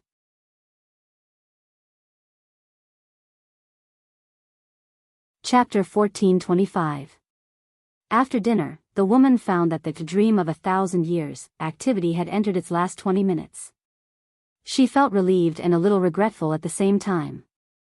Her goal was to touch the streamer's hand. She didn't expect to be placed in Yangshan in Shenyang County, which was several days away from Shenyang County in Fengyi County. Thinking of this, her loyal expression showed some regret. Though she saw it. Would you like to accompany me for a walk in the courtyard? Doshi asked for her opinion. Perhaps because there were only 20 minutes left, the woman was not as frightened as she was at the beginning. Instead, she responded with a smile. Let's walk after dinner. I'm 99 years old, of course I have to go. The wooden clogs fell on the cobblestone path with a crisp and rhythmic sound. The woman didn't deliberately fall behind or beside Doshi. Instead, she overtook him by half a body's length. There was a small garden in the Do mansion, complete with rockery and flowers. The overall layout looked very elegant. Doshi couldn't help laughing when he saw that she couldn't even walk properly. He couldn't help but have some funny thoughts. I'm Do from Yangshan, also known as Shanju Sanren. May I take the liberty to ask, what is the name of this girl who is more beautiful than a flower? The woman's heart skipped a beat. She turned to look at Doshi. Seeing his smiling eyes, she became more and more uncertain. At this time, the system considerately gave her a reminder. System, high warning. Don't say anything you shouldn't. If necessary, the system will silence you. In addition to this warning, the system also thoughtfully gave her other options. The woman chose one of them. She answered with a stiff smile, I'm already married. Where did you come from, Lecher? Doshi laughed and didn't continue to make things difficult for her. The two chatted for a while and went to the water pavilion near the garden. This water pavilion was where Doshi read in the shade in the summer. On weekdays, servants would take care of it on time. One could see the pond when they opened the window. The water pavilion is built here. Won't we get bitten by mosquitoes in the summer? The woman murmured. She didn't see Doshi turn around and take something from the treasure pavilion. When she looked away, she saw Doshi holding a fushi zither in his arms. The woman didn't know much about zither, but she felt that ancient zither were antiques and definitely not bad. You want to play the zither? The woman asked Doshi. Doshi nodded and asked with a smile, do you want to play? A phoenix seeking a phoenix? The woman rolled her eyes and thought about it. She found that she didn't know any other ancient zither songs except for the phoenix seeking for a phoenix. Doshi declined with a smile, this song, this husband is not very familiar with it. It's better not to embarrass myself in front of madam. The woman said, then play what you're good at.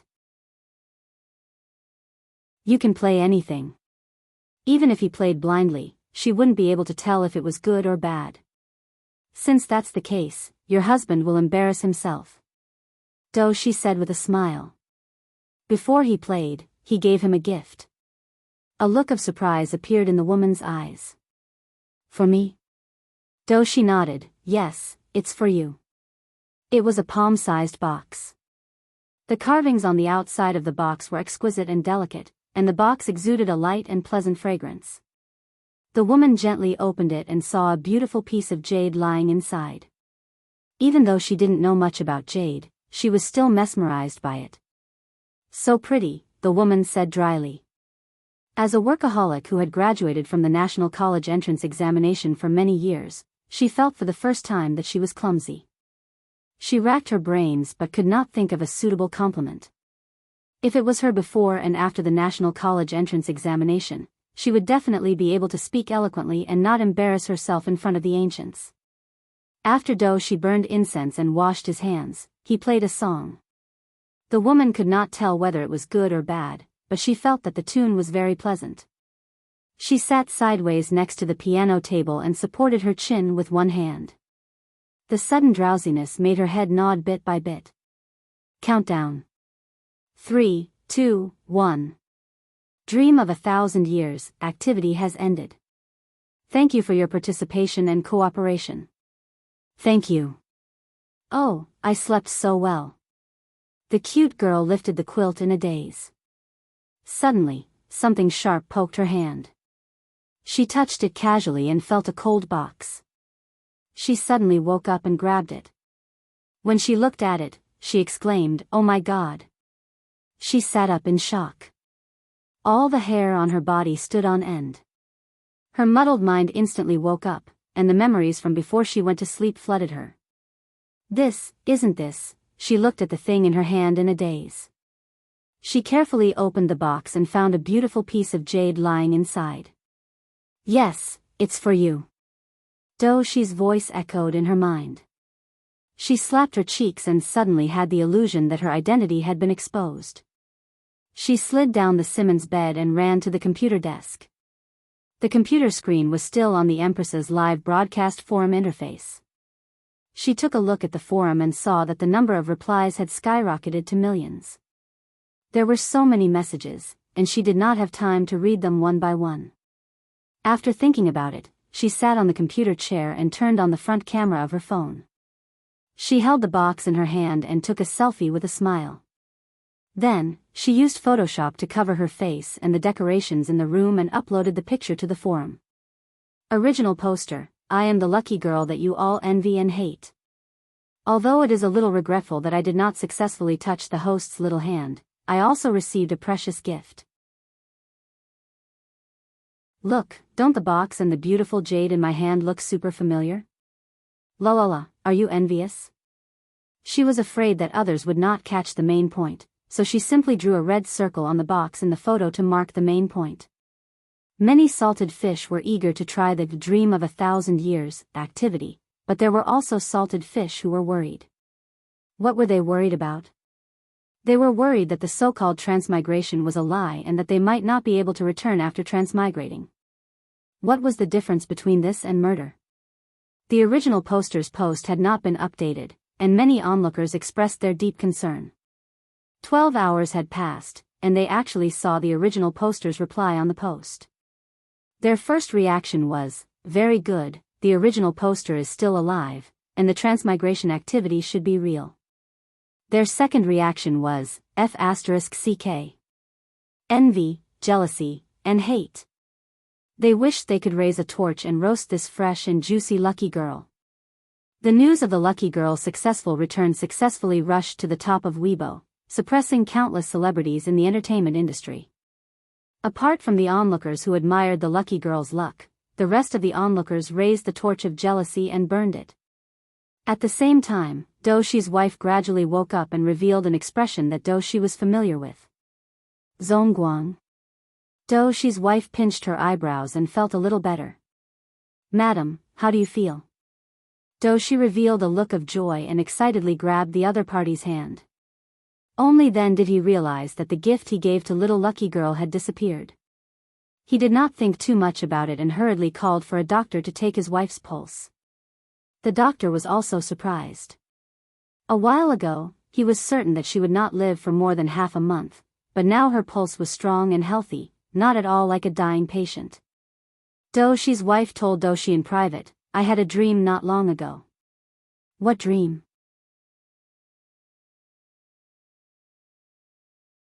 Chapter 1426. The ancients were still in awe of gods and ghosts, and Doxi was no exception.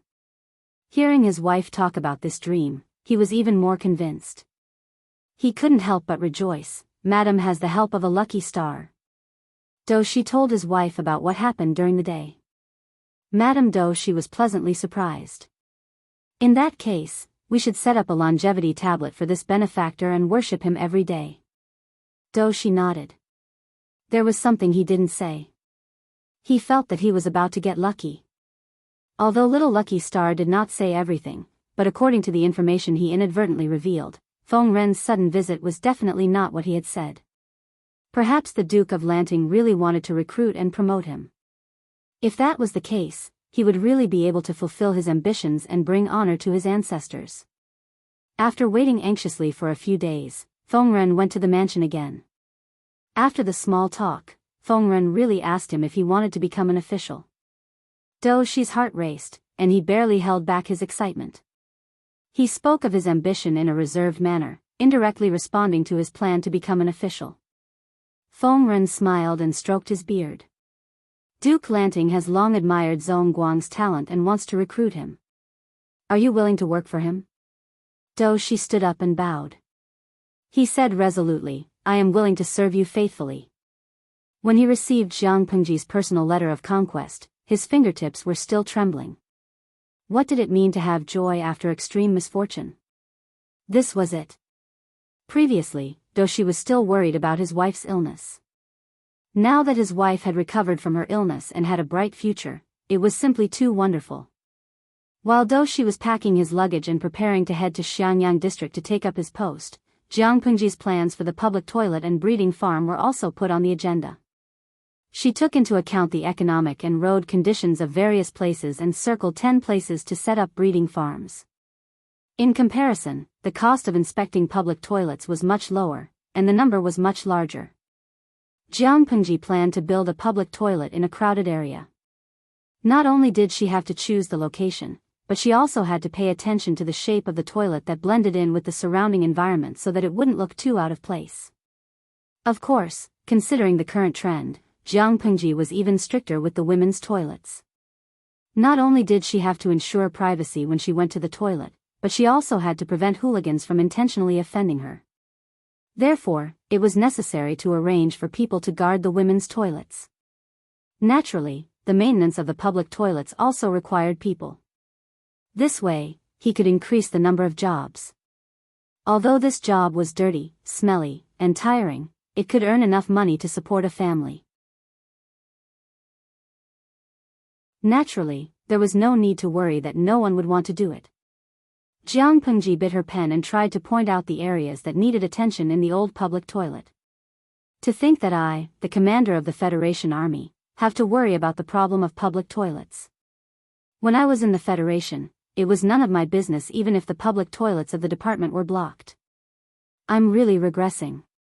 Jiang Pengji held the pen in her mouth and grumbled. She hadn't been able to sleep well for the past few days because of the issue with the toilet and the farm. You manage the weather, the earth, and the people's daily needs. How is she a farm owner? She's clearly a full-time nanny. Jiang Pengji lay on the mat beside the table like a piece of streaky pork on a chopping board. She put her hands behind her head and opened the bamboo scroll on her face to block the sunlight. She propped one foot up and placed the other on the table. Her bare feet dangled in the air. The moment Qiguan Rang entered, he saw his lord's demeanor as if it had been eaten by a dog. His eyebrows twitched, but he didn't say anything in the end. Not to mention women, even men rarely disregarded etiquette like this. "Greetings, my lord." Qiguan Rang bowed. Jiang Pengji blew at the bamboo scroll and realized that it wouldn't budge. She then lifted her hand and removed it. "Wenjing? What's the matter?" Jiang Pengji yawned and sat up lazily. She still looked weak and lethargic. "Has my lord been very sleepy lately?" Qiguan Rang asked tentatively. He didn't have a chance to feel Jiang Pengji's pulse, so he could only beat around the bush. It wasn't a good sign that his lord, who had always been lively and energetic, suddenly felt sleepy and liked to sleep. Jiang Pengji rested her chin on her hand and muttered, "Wenjing, I haven't slept for 4 or 5 days. Do you think I'm sleepy?" Although she didn't have dark circles under her eyes, it was true that she stayed up late. For so many days, she was either out on an inspection trip or staying indoors to plan and draw. She also had to rack her brains to think of problems that might occur after the implementation of the plan and come up with countermeasures in advance. When she was busy, it wasn't as easy for her as Qiguan Rang and the others. Qiguan Rang and the others were all ordinary people. Their physical endurance was limited. It was impossible for them to be busy day and night. Although it was said that working overtime was extremely tiring, it wasn't really tiring when the working hours were calculated. Feng Zhen and Yang Si could even get together and drink. Jiang Pengji was at a disadvantage. She was in good physical condition, so she didn't show any signs of exhaustion even if she stayed up late to fight. In addition, she often skipped work, which gave people the impression that she didn't do proper work. Before Qiguan Rang showed a distressed and disapproving look, Jiang Pengji asked him again, "Wenjing, is there anything?" Qiguan Rang presented a thick booklet to her. Jiang Pengji picked it up and glanced at it. "This is Wenbin's handwriting. Is there any progress on his side?" Han Yu's work for the past year was to sort out the old laws and compile new ones, such as the previous marriage law and the child protection law that he was busy with. As long as the war was not urgent, Jiang Pengji didn't plan to let Han Yu go to the battlefield again. It wasn't that Han Yu's military talent wasn't good. On the contrary, Han Yu almost killed Yang Si and made Jiang Pengji suffer a great loss. His talent was beyond doubt. However, Jiang Pengji felt that everyone had their own platform to show their talents. Compared to the battlefield, it was more suitable for Han Yu. So far, Jiang Pengji couldn't find a suitable legal talent other than Han Yu. Han Yu outshone the others. Of course, if Han Yu preferred the battlefield, Jiang Pengji wouldn't stop him. The battlefield was risky, but he could accumulate merits quickly. Qiguan Rang said, "Yes, but Wenbin is not in good spirits. He hasn't slept for several days. Let him rest first." Looking at the dark circles under Han Yu's eyes, Han Yu would die suddenly if he continued to practice immortality. Qiguan Rang didn't want anything to happen to Han Yu, so he coaxed him to go home to sleep. Since Jiang Pengji and Qiguan Rang had a showdown, Qiguan Rang had placed Han Yu and Wei Ci at the top of his heart. They were both his precious eggs. For the sake of his precious egg, he was willing to personally run an errand. Jiang Pengji carefully looked at the first-generation manuscript that Qiguan Rang handed to her. Her brows loosened and furrowed from time to time. She looked serious. "My lord, how is it?" Jiang Pengji said, "There are still some shortcomings. Many parts are a bit cumbersome. Laws are different from other things. The parts that should be simplified, and the parts that should be detailed. There is no room for lawbreakers to take advantage of. However, according to the standards of the first-generation manuscript, Wenbin didn't disappoint me. Wenzheng, go back and tell him to stay at home and recuperate. He will come back to see me in 3 to 5 days. Qiguan Rang said, yes. After Qiguan Rang left, Jiang Pengji went to the bookshelf and took out a brand new book. She called the maid to grind the ink. Jiang Pengji made a copy of Han Yu's manuscript.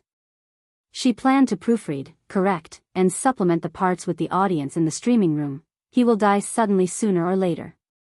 I've never been so hardworking in my previous life. Keep working. I'll be a slave for the rest of my life.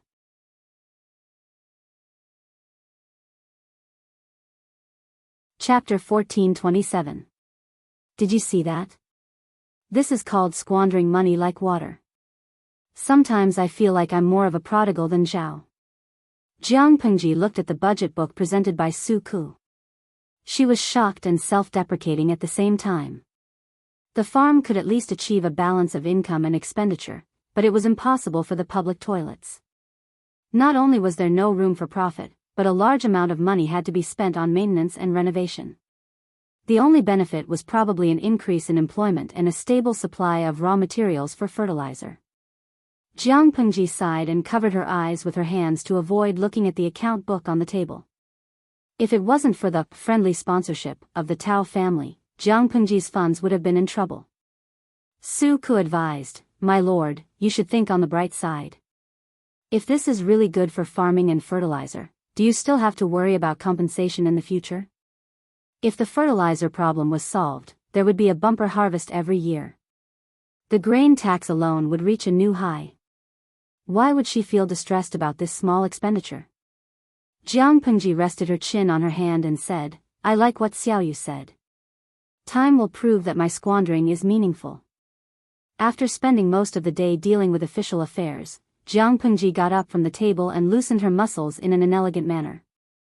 Perhaps it was because she hadn't been completely active for a long time. She was always lazy. She would go to the drill ground to find Fu Wang and the others to practice some skills. Jiang Pengji did a few stretching exercises and rubbed her sore neck. She heard the sound of footsteps approaching from outside. It's almost lunchtime. Is there anything else? Jiang Pengji was about to have lunch. Couldn't they let her rest? My lord, Doshi has come to take office. The secretary is asking how to settle him. Jiang Pengji raised her eyebrows and put down her hand that was rubbing her neck. Bring him to me. I'll settle him myself. Although Feng Zhu and Feng Ren both recognized Doshi's talent, Jiang Pengji was strict with people. She still had to check on him personally. In the other room, Doshi was waiting for the result anxiously. He felt like Yang Shan, who was favored by the Jinlin branch. He was like a pig standing on the wind, waiting for the moment to take off. Doshi had tried his best to overestimate his future, but he still underestimated it. When others told him that Lu Shi, the feudal lord, had personally received him, Doshi was so stunned that he almost fell into a daze. Despite the tempestuous waves in his heart, Doshi's expression remained calm and composed. His every move seemed to have been measured with a ruler, and there was nothing wrong with it. Commoner Doshi greets the Duke of Lanting. Even in his old age, Doshi still remembered that kowtowing in the hall lasted his entire life. Jiang Pengji gazed deeply at Doshi below with her slightly indifferent eyes. She sized him up for a while before moving her eyes away. She helped Doshi up and asked, You are Zongguang? It's just as old Mr. Feng said, he's a dragon among men. Doshi stood up and said humbly, I'm just a commoner in the countryside. I've done nothing to deserve such a great honor. What's so difficult about making a contribution? True gold is not afraid of the red cauldron. Zongguang is talented and only lacks an opportunity to easily rise to the top. Jiang Pengji teased Doshi with a smile and said, In my opinion, it's not that Zongguang can't bear the responsibility, it's that it doesn't suit Zongguang. Doshi panicked even more, and his heart was filled with apprehension. It was a good thing that the new boss thought highly of him, but it wasn't a good thing to have high expectations of him. If the expectations were too high and he failed to reach the other party's bottom line, he would be the unlucky one. However, Jiang Pengji had made it a dead end. Though she couldn't accept it arrogantly, nor could he refuse it humbly. He was in a dilemma. Just as he was getting anxious, Jiang Pengji smiled and said to him, "What does Zhongguang think of the position of Officer of the Code of Agriculture?" Officer of the Code of Agriculture? Though she was shocked and hurriedly said, "I don't dare to occupy a high position in order to make a contribution. Please take back your order, Lord Lanting." Officer of the Code of Agriculture sounded like a farmer, but he was qualified to be in charge of agricultural production, civil affairs, and land rent. He had a lot of power. Though she had been a commoner before, but he had become Officer of the Code of Agriculture after a short while. His authority was similar to that of a county chief. Wasn't this attracting hatred? Seeing that though she was about to break out in a sweat, Jiang Pengji laughed and said, "Don't be so nervous. Officer of the Code of Agriculture isn't a lucrative job for me. Since you're from a farming family, this position is naturally suitable for you. We can't let Han Mei and the others take on this position. It's not right." Li Yun was a general who led troops to war. After he came back, he not only had to train the troops, but he also had to manage the fields. It was too much of a waste of energy. Even if Li Yun's achievements in agriculture were not bad, he was not a professional after all. It was not right for him to continue taking on this position. Though she stubbornly said, "I'm not worthy of this position. I dare not accept your order." If one's virtue did not match the position, there would be a calamity. It was a good thing that a pie fell from the sky, but if the pie was too big, it could crush someone to death. At that moment, salted fish in the streaming room reminded Jiang Pengji. "Zi Xiao Xiao, streamer, have pity on him. Don't continue to scare him. This is like a graduate applying for a job in the world's top 500. If he's not careful, he'll be pushed to the position of a department head. You're not afraid that he won't do well, but he'll be worried that he won't do well. Yi Wu Yanling, streamer, let him start from an inconspicuous position. If he's really capable, he'll rise sooner or later. If he's suddenly promoted to the position of officer of the Diannong, even if he's really capable, the people below him won't be convinced. This will be troublesome. Since you're so insistent, I won't force you." Jiang Pengji took in salted fish's opinion and took a step back. "I'll reserve the position of officer of the Diannong for you. When you make a contribution, you can take it at any time. Zhongguang, don't tell me that you don't even have this little bit of confidence." Though she could tell that Jiang Pengji really had high hopes for him. He said resolutely, "I'll do my best to repay Lord Lanting's kindness." Jiang Pengji was not a person who liked to procrastinate. Since though she was already in her camp, there was no trial period. She rolled up her sleeves and went to work directly. The fertility of the farmland had been declining due to the non-stop farming in the past few years. If she did not try to remedy it, the harvest in the next 2 years would be very poor. Time was precious. Though she could take up his post as soon as he came. It would be best if he could produce results that satisfied her. Old Master Feng should have shown you the manuscript, right? What do you think? Though she told the truth. If it can be written into a book, it'll be a classic in the farming field. Everyone will regard it as a standard. Jiang Pengji burst into laughter. It's just scribbles. How can it be worthy of what you're talking about? Though she was dumbfounded when he heard that. Even his smart brain did not work well. Lord Lanting's words meant. Could it be that the manuscript was written by her? Jiang Pengji clapped her hands. The person waiting outside the house carried all the manuscript and thoughts she had sorted out. Although she had some general knowledge about agriculture, it was just a trifle. At most, she could see further than Do Shi and see the big picture more comprehensively.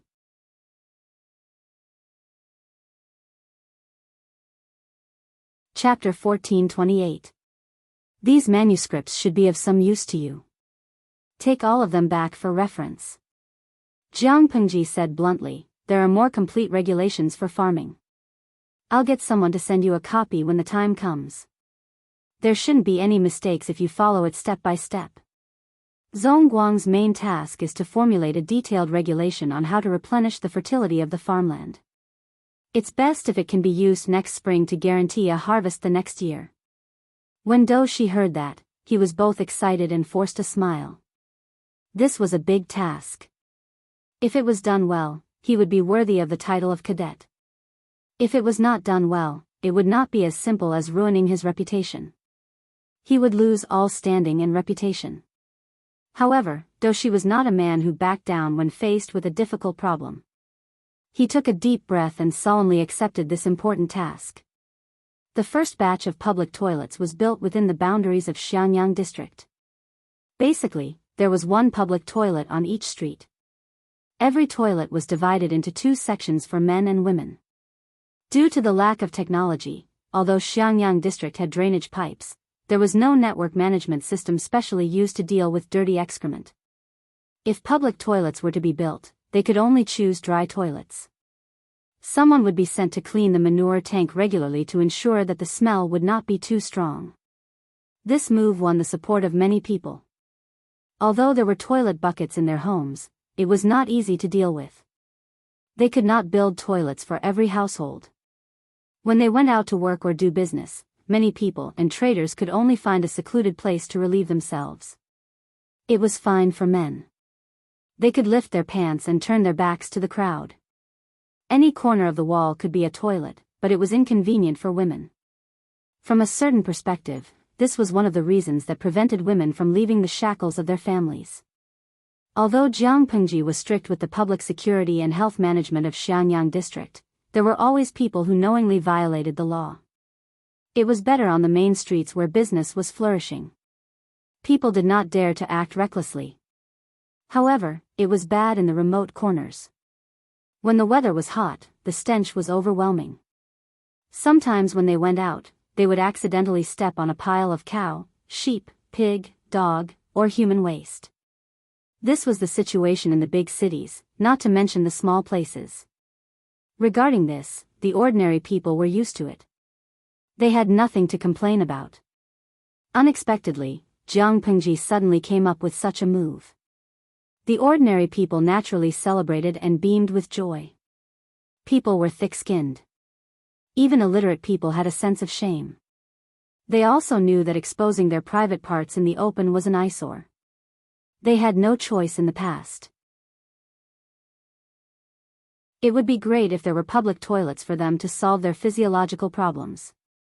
Most of the commoners were looking forward to it, but not everyone was in favor of this plan.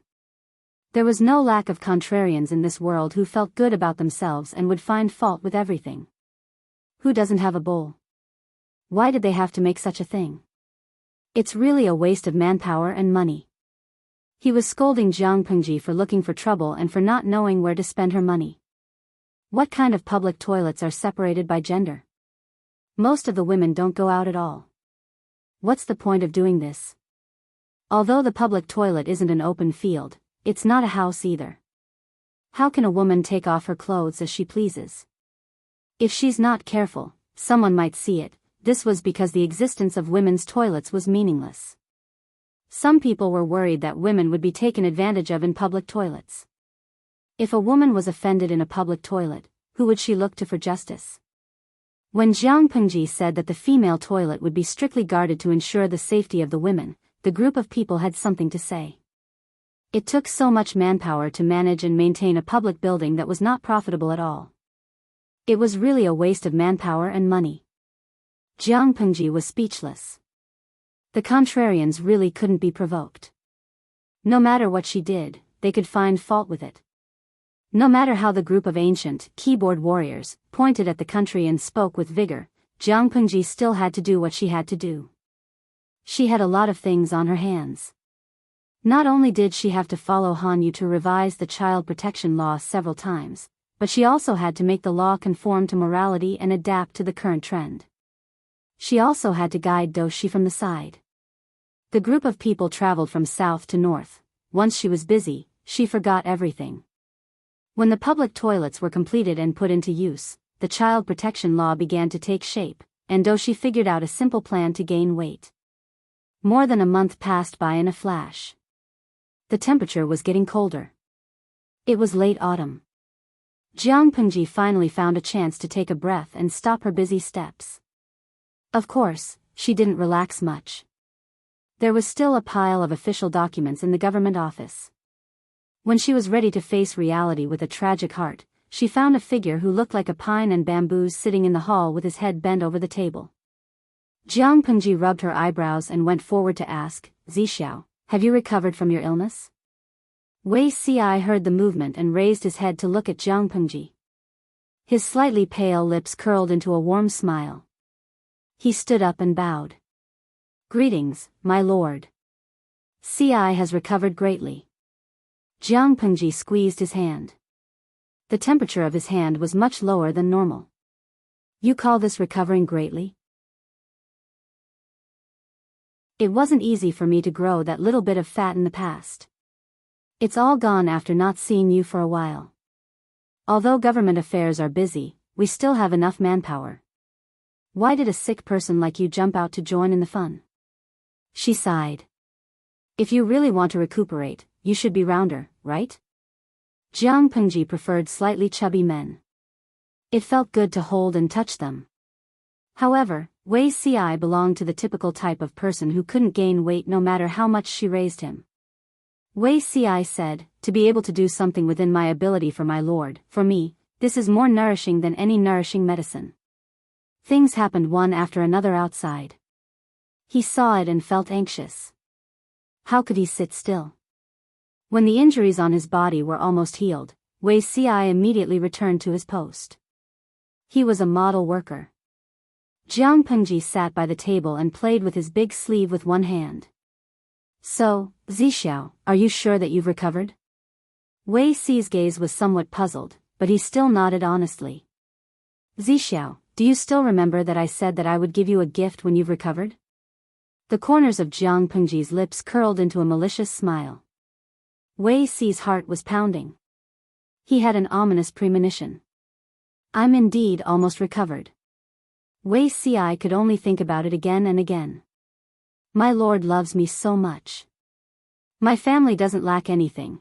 Jiang Pengji used her index finger to touch his lips. She smiled and said, "Wrong, wrong.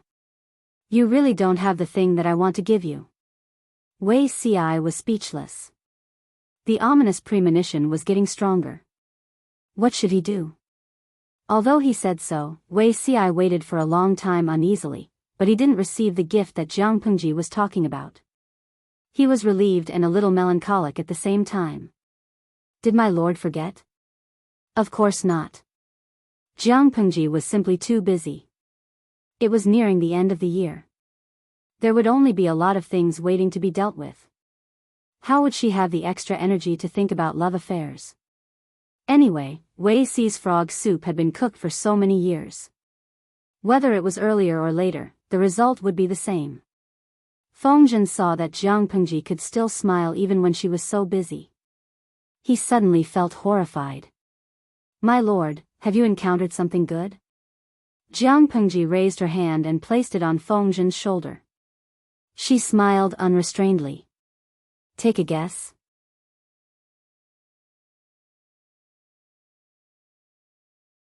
Chapter 1429. I can't guess it. Fengjin helplessly brushed her hand away. He did not want Wei Ci to see him with his arm around his lord's shoulder. Who could withstand Wei Ci's ability to brew vinegar? Fortunately, Jiang Pengji's temperament was also a typical example of a wanton and unrestrained person, so she did not mind Fengjin's actions. In any case, it's not a good thing. Fengjin said honestly. Every time the Lord smiles so beautifully, someone is bound to be unlucky. His desire to live was very strong. He had just secretly insulted Jiang Pengji, and then he immediately flattered her. Jiang Pengji touched her face and muttered, "Does my smile look good?" Fengjin lied and said, "You look good." When Zixiao saw it, his legs went soft and he couldn't walk anymore. But who would be the unlucky one? His lord was really not a kind person. Since he was targeted by her, he could only pray for his own good luck. "Beauty is in the eye of the beholder," Jiang Pengji said with a smile. Even if I don't smile, his legs will go soft and he won't be able to walk. When Fengzhen heard this, he suddenly felt like his stomach was cramping up. In the past, the Lord still knew how to cover up the fact that she had an affair with Wei Xi, but now, she was not afraid at all and was even narcissistic. If Fengzhen knew about the existence of the streaming room, he would know that Jiang Pengji's action was called public display of affection, also known as public display of affection. My lord, please take it easy. Fengzhen laughed bitterly and said, even though anyone who isn't blind can see it clearly, it hasn't been made public. Everyone can still lie to themselves and turn a blind eye to it. If this really gets out, it won't be easy to clean up the mess. It was one thing for everyone to know, but it was another for Jiang Pengji to expose her relationship with Wei Xi and announce it to the public. The relationship between Fengzhen and Jiang Pengji was not only that of a subject and a ruler, but also that of a good friend. He treated Wei Xi like a teacher and a friend. From Fengzhen's point of view, he really didn't want the two of them to be harmed by external forces. Of course, feelings were a matter between two people, but it also depended on their status. Jiang Pengji and Wei Xi's identity and status meant that she could not openly push Wei Xi to the surface. This wasn't love, it was harm, and it was the embodiment of immaturity. Fengzhen and the others were also very clear about their bottom line. They didn't care how they interacted in private, but on the surface, their relationship could only be that of a ruler and a subject. As a feudal lord, Jiang Pengji had a naturally powerful position. Nothing would happen to her. The one who would be heard in the end would only be Wei Xi. I didn't make a big deal out of it, did I? Jiang Pengji said with a smile, I know what to do. Fengzhen muttered, that's hard to say. After all, feelings between a man and a woman can get to their heads. Otherwise, why would it be said that the land of tenderness was the grave of a hero? No matter how brave his lord was, didn't he still succumb to the beauty Wei Xi in the end? Jiang Pengji couldn't help but roll her eyes. She said sarcastically, we've known each other for so many years. When have you ever seen me do something irrational? Instead of making a big fuss and losing Zixiao, it would be better to maintain the status quo, to live in the same quilt and die in the same grave. My lord, what you mean by this? Fengzhen was very good at grasping the main point. He asked, when did you set your eyes on Zixiao? He had thought that it was bad enough that Wei Xi had set his eyes on the 12-year-old lord. He didn't expect the two of them to be double arrows. Jiang Pengji coughed lightly and dismissed him. Why are you asking so clearly? Do you still want the young lord? If it weren't for Jiang Pengji's strong style, who knew how many people would have been urging her to get married? Don't think that she didn't know that this group of people secretly yearned for the young lord. Fengzhen couldn't help but cover his face secretly. I do want him. Unfortunately, Zixiao is a man and can't bear the heavy responsibility of childbearing. Besides, the young lord shouldn't have come at this time. This was the disadvantage of being a lord. She had to do it herself after 10 months. She couldn't be like a man and throw the child to the woman after they had sex. That wasn't right. As Fengzhen said this, he suddenly thought of something. His lord and Wei Xi had been together for so many years. Why hadn't there been any good news? His lord's body couldn't make it? Impossible. His lord was more violent than a bear in the wild. Chasing a tiger across a ravine was no joke. Then Wei Xi's body couldn't make it? Fengzhen thought of Wei Xi's weak body. He suddenly felt his teeth hurt and his stomach hurt. It hurt everywhere. He had thought of everything, but he didn't think that his lord hadn't taken Wei Xi at all. Wei Xi was still a virgin. He couldn't be blamed for not thinking of it. It was purely because Jiang Pengji was too familiar with him when they went to the brothel. She was even more familiar with prostitutes than he was. After confirming their gazes, there was no doubt that she was an experienced driver. Which experienced driver would guard a piece of meat that was already in his mouth and not bite it? After a bunch of reasoning, Fengzhen could only tremble and accept the cruel answer that Wei Xi's body couldn't make a woman pregnant. He knew his lord's temperament. When she was stubborn, even 10 bulls couldn't pull her back. Who had the ability to force her to have sex with a strange man for the sake of a child? Taking 10,000 steps back, even if his lord was willing to have sex with a second person, according to her standards, the person who was qualified to touch her bed couldn't be worse than Wei Ci. Then the problem was, how many men in this world could be better than Wei Ci? He handled both internal and external affairs at the same time. From big schemes to small trifles, there was nothing he couldn't handle. He was talented, had good looks, and had a good temperament. He could abandon his principles for his lord. With such high standards, how many men in this world could compete with him? Forget to mention, Wei Ci kept his chastity to his lord. Even if he found someone with conditions comparable to Wei Ci, he would probably have a bunch of beautiful wives and concubines. His children would run around everywhere. As he thought about it, Fengzhen suddenly felt his heart ache. Jiang Pengji didn't know what he was imagining. She asked in surprise, "Is your body unwell?" Fengzhen said, "No. I suddenly remembered something. I'll take my leave first." Jiang Pengji said, "Then go do what you need to do." Fengzhen turned around and went to find a famous doctor. He packed everything up and sent it to Wei Ci's manor. Coincidentally, Wei Ci was still busy dealing with official documents. Fengzhen went forward and snatched his pen, then dragged him to the bed and sat him down. Wei Ci looked at Fengzhen, then looked at the doctors behind him who were carrying medical boxes and waiting for him. He was dumbfounded the whole time. What happened? Fengzhen asked the doctors to take Wei Ci's pulse one by one. He didn't allow Wei Ci to stop them. When the doctors finished taking his pulse, they all looked at Fengzhen mysteriously. This time, it was Fengzhen's turn to be dumbfounded. Wei Ci frowned and sent the doctors away. He asked helplessly, "Zisher, what's wrong with you today?" "What Feng Zisher?"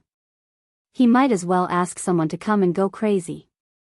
Fengzhen said, "If it's not your problem, is it the Lord's problem?" If that was the case, this was even more serious than Wei Ci's health problems. If the Lord couldn't give birth, it would be a dead end.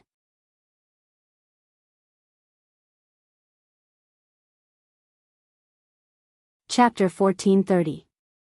Wei Ci's heart trembled.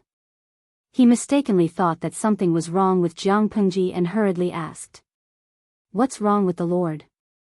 Fengzhen stammered, "I'm not sure, it's just a guess. The Lord, perhaps, can't give birth?" Upon hearing this, Wei Ci sternly reprimanded, "Who's spreading this rumor? The Lord's body is fine. Her Majesty couldn't give birth, so how did the 2 children in her previous life come about? Did they pop out of a rock?" Fengzhen lowered his voice and said, "It's not your problem, it's not the Lord's problem. Then why haven't we seen any traces of the young Lord after so many years? Even if they spent more time apart than together, the 2 of them had been adulterous for so many years, shouldn't they have gotten together at least once?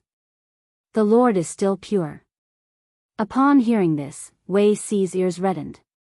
"Where did you hear these rumors?" Fengzhen was shocked. He was really shocked this time. "You coveted the Lord when she was 12 years old. Now she's almost 22 years old, yet you 2 are still pure?" Fengzhen thought that he had heard wrongly. This was even more ridiculous than a sow climbing a tree or a sago blossoming. Jiang Pengji went to the brothel to drink wine with prostitutes. She was familiar with hugging people left and right, and words of love came out of her mouth. She had the skill that even the experienced prostitutes could not withstand, but she was actually a virgin? Wei Ci was embarrassed and annoyed. "You're really indecent. Who said that a man and a woman had to roll in bed when they were in love?" What kind of rubbish was Fengzhen's brain filled with? Faced with Wei Ci's criticism, Fengzhen could only chuckle.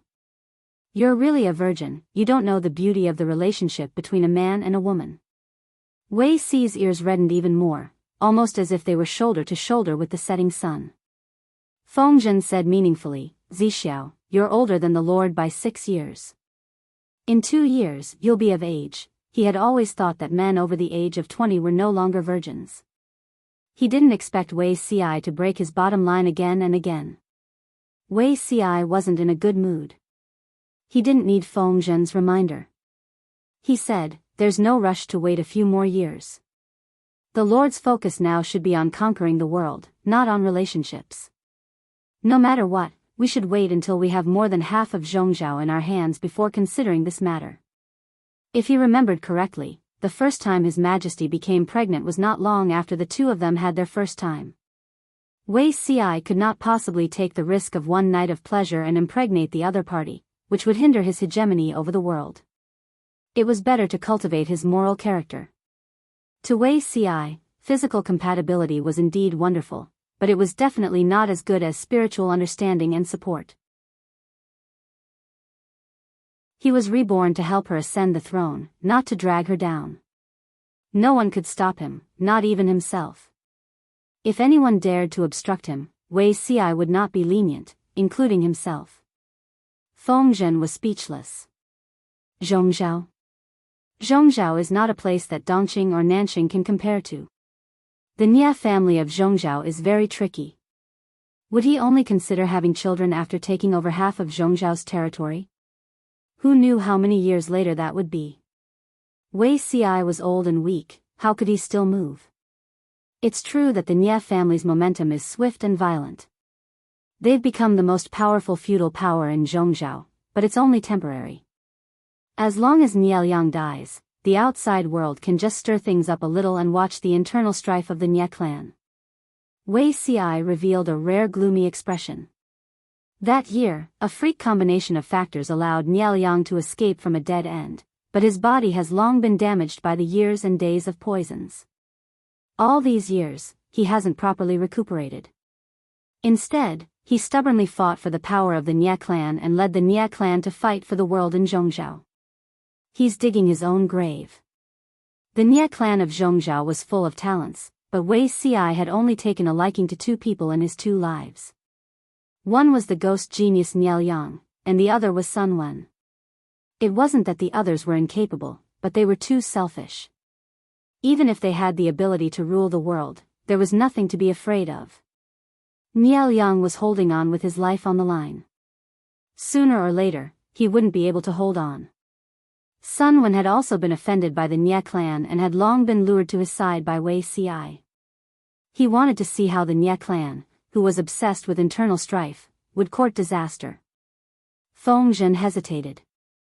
"Do you really remember that Zixiao's family and clansmen are all in Zhongzhou, serving the Nie clan?" Wei Ci's elder brother, Wei Dan, was Nie Liang's close friend and right-hand man. So what? Wei Ci's eyes were extremely cold. He said, "I know which is more important and which is more important." He didn't owe the Wei clan anything.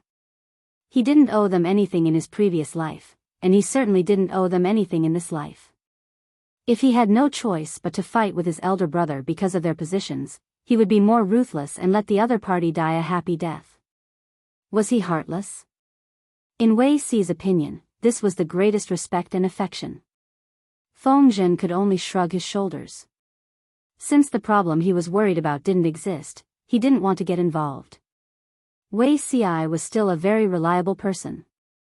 Feng Zhen didn't deliberately hide this move from Jiang Pengji. She heard about it the next day and was instantly overjoyed. Zixia is really a clown. This move is simply too flashy. Is he suspecting that Zixiao isn't capable? Wei Ci was by Jiang Pengji's side. Hearing his lord's unbridled laughter, he suddenly felt tired. Zixia's suspicions aren't without reason. Let him be. But I know you can do it. If you can't, don't you still have me? Jiang Pengji wrapped her arms around Wei Ci's neck from behind. She smiled and whispered in his ear, "Speaking of which, he's already suspecting that you can't do it." As a man, isn't Zixiao tempted at all? Wei Ci's ears turned red. He pursed his lips and didn't speak. Did she think that he copied thousands of copies of the heart-calming incantation for nothing? Jiang Pengji saw that he didn't respond and laughed. "But I'm tempted." Wei Ci was speechless. His lord. Could she not be so flirtatious? To prevent himself from getting burned, Wei Ci hurriedly found a lame excuse and left. Jiang Pengji whistled like a hooligan. She was in an unprecedentedly good mood. Who said that you can escape from the palm of my hand? Regardless of whether it was her enemy or her prey, no one could escape. This year's New Year's banquet was held as usual. Jiang Pengji gave everyone 7 days of annual leave in advance. Yes, that's right. She actually stopped writing 7 days in advance and gave everyone their annual leave. The more generous she was, the more everyone trembled with fear. Fengzhen was even more nervous, as if he was facing a formidable enemy. Annual leave. How many years had they been yearning for it? When they personally experienced the beauty of annual leave, they felt uncomfortable all over, as if they were missing something. This year was calm and peaceful. The development of the various provinces was on the right track. One by one, the shadows of war were lifted from the ground, revealing a scene that could only be seen in a prosperous and flourishing age. As the creator of everything, Jiang Pengji's sense of achievement and satisfaction was self-evident. The New Year's banquet was held as usual. She was in a good mood and gave out big red packets to all the little kids who came to pay their New Year's greetings. When these children grow up, the world will definitely be a different scene. After all, Lu Shi was an ordinary person. It was already a long life for this body to live for 70 or 80 years. Jiang Pengji could only entrust the future to the group of children in front of her, who were full of vigor and hope. Qiguan Rang glanced at Wei Ci and sneered. We still lack a young lord. Without a young lord, no matter how many people there were in the new generation, it would be a waste. If the hard work of the previous generation could not be passed on to the next generation, wouldn't it be a waste of effort for others? Jiang Pengji was a little tipsy. There will be. She only hoped.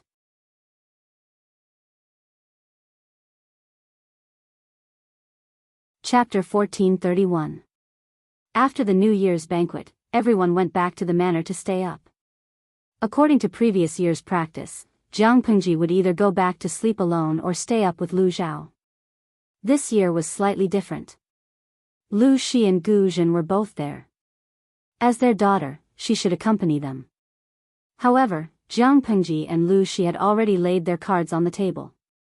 She did not want to face Lu Shi on such a beautiful day and continue to put on a fake show of filial piety. She simply said that she was not feeling well and left. Gu Zhen frowned and asked, "Where is Lanting not feeling well? Did you call the doctor to take a look?" The servant did not know and could only answer vaguely. Lu Shi, who was sitting at the head of the table, raised his eyebrows slightly and said calmly, "Lanting's status is different from the past. Since she is not feeling well, let her rest." Staying up for the new year was just a dispensable formality. He could not disturb Jiang Pengji's recuperation because of this matter. Seeing that Lu Shi had spoken, Gu Zhen could only swallow her words in embarrassment.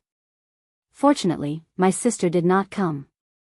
If she came, I don't know how ugly this scene would be. Lu Zhao was dressed in exquisite and luxurious clothes. Since he got married, he looked much more mature, but he still had the appearance of a fair and tender rich man of leisure.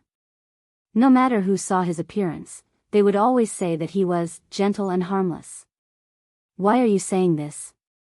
If others hear it, it will be embarrassing for no reason. Lu Zhao's wife still looked a little immature. Her every move was steady and polite.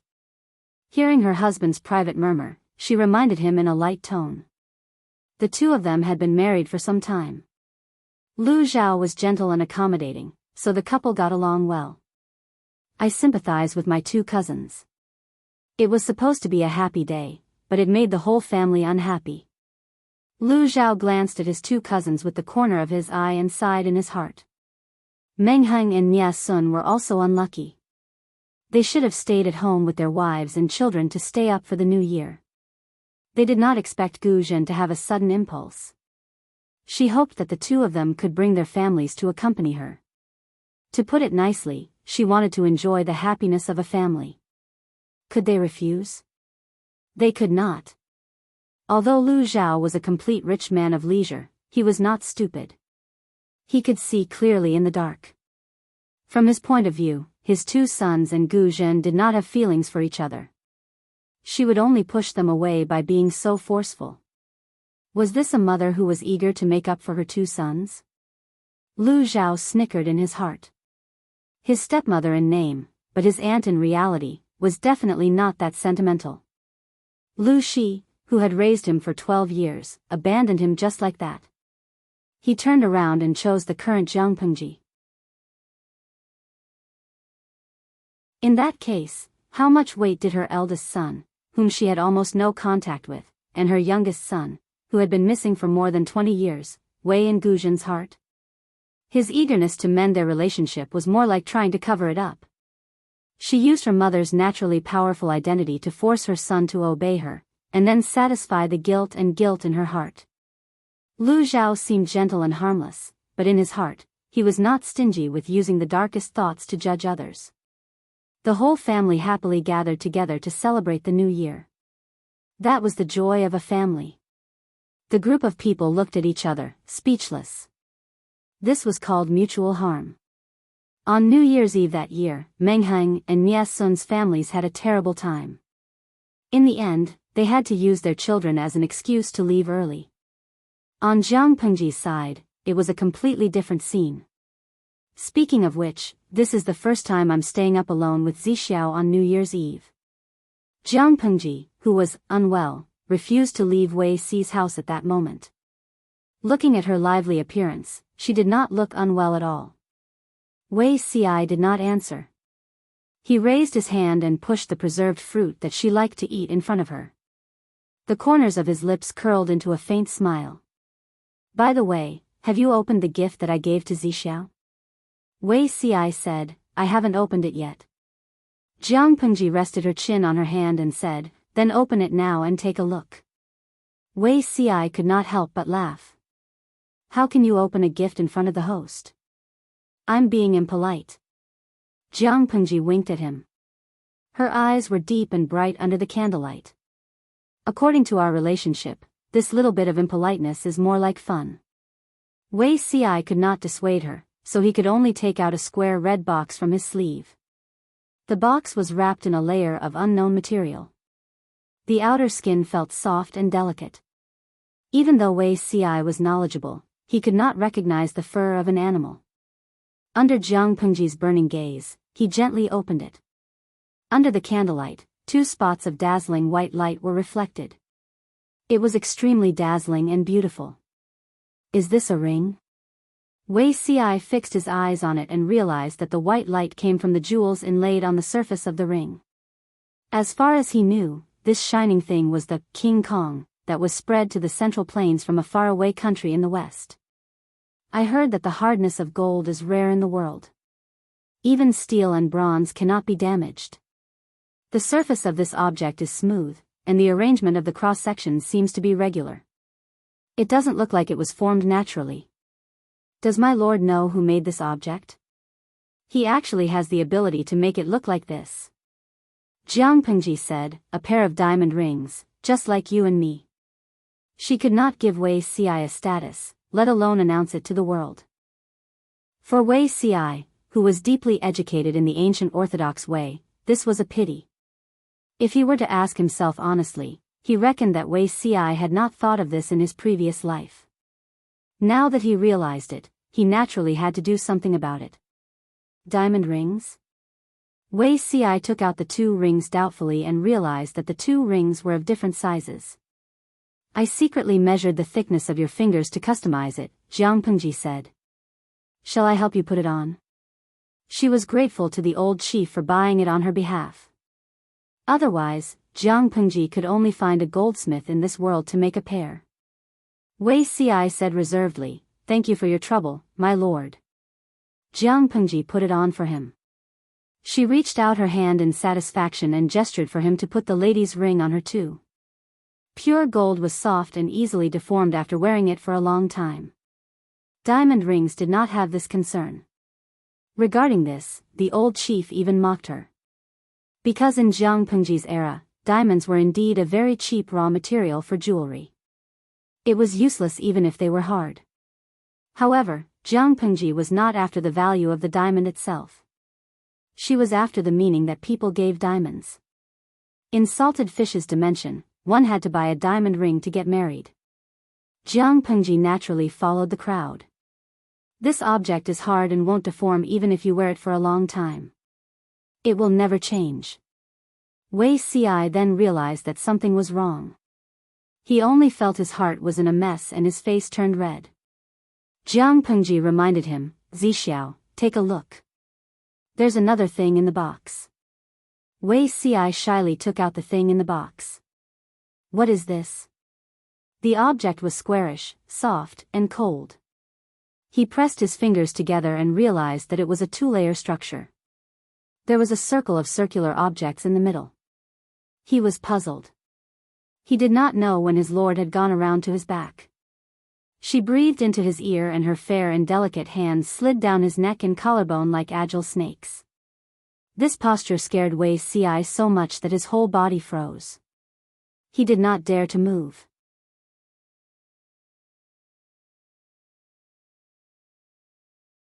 Chapter 1432.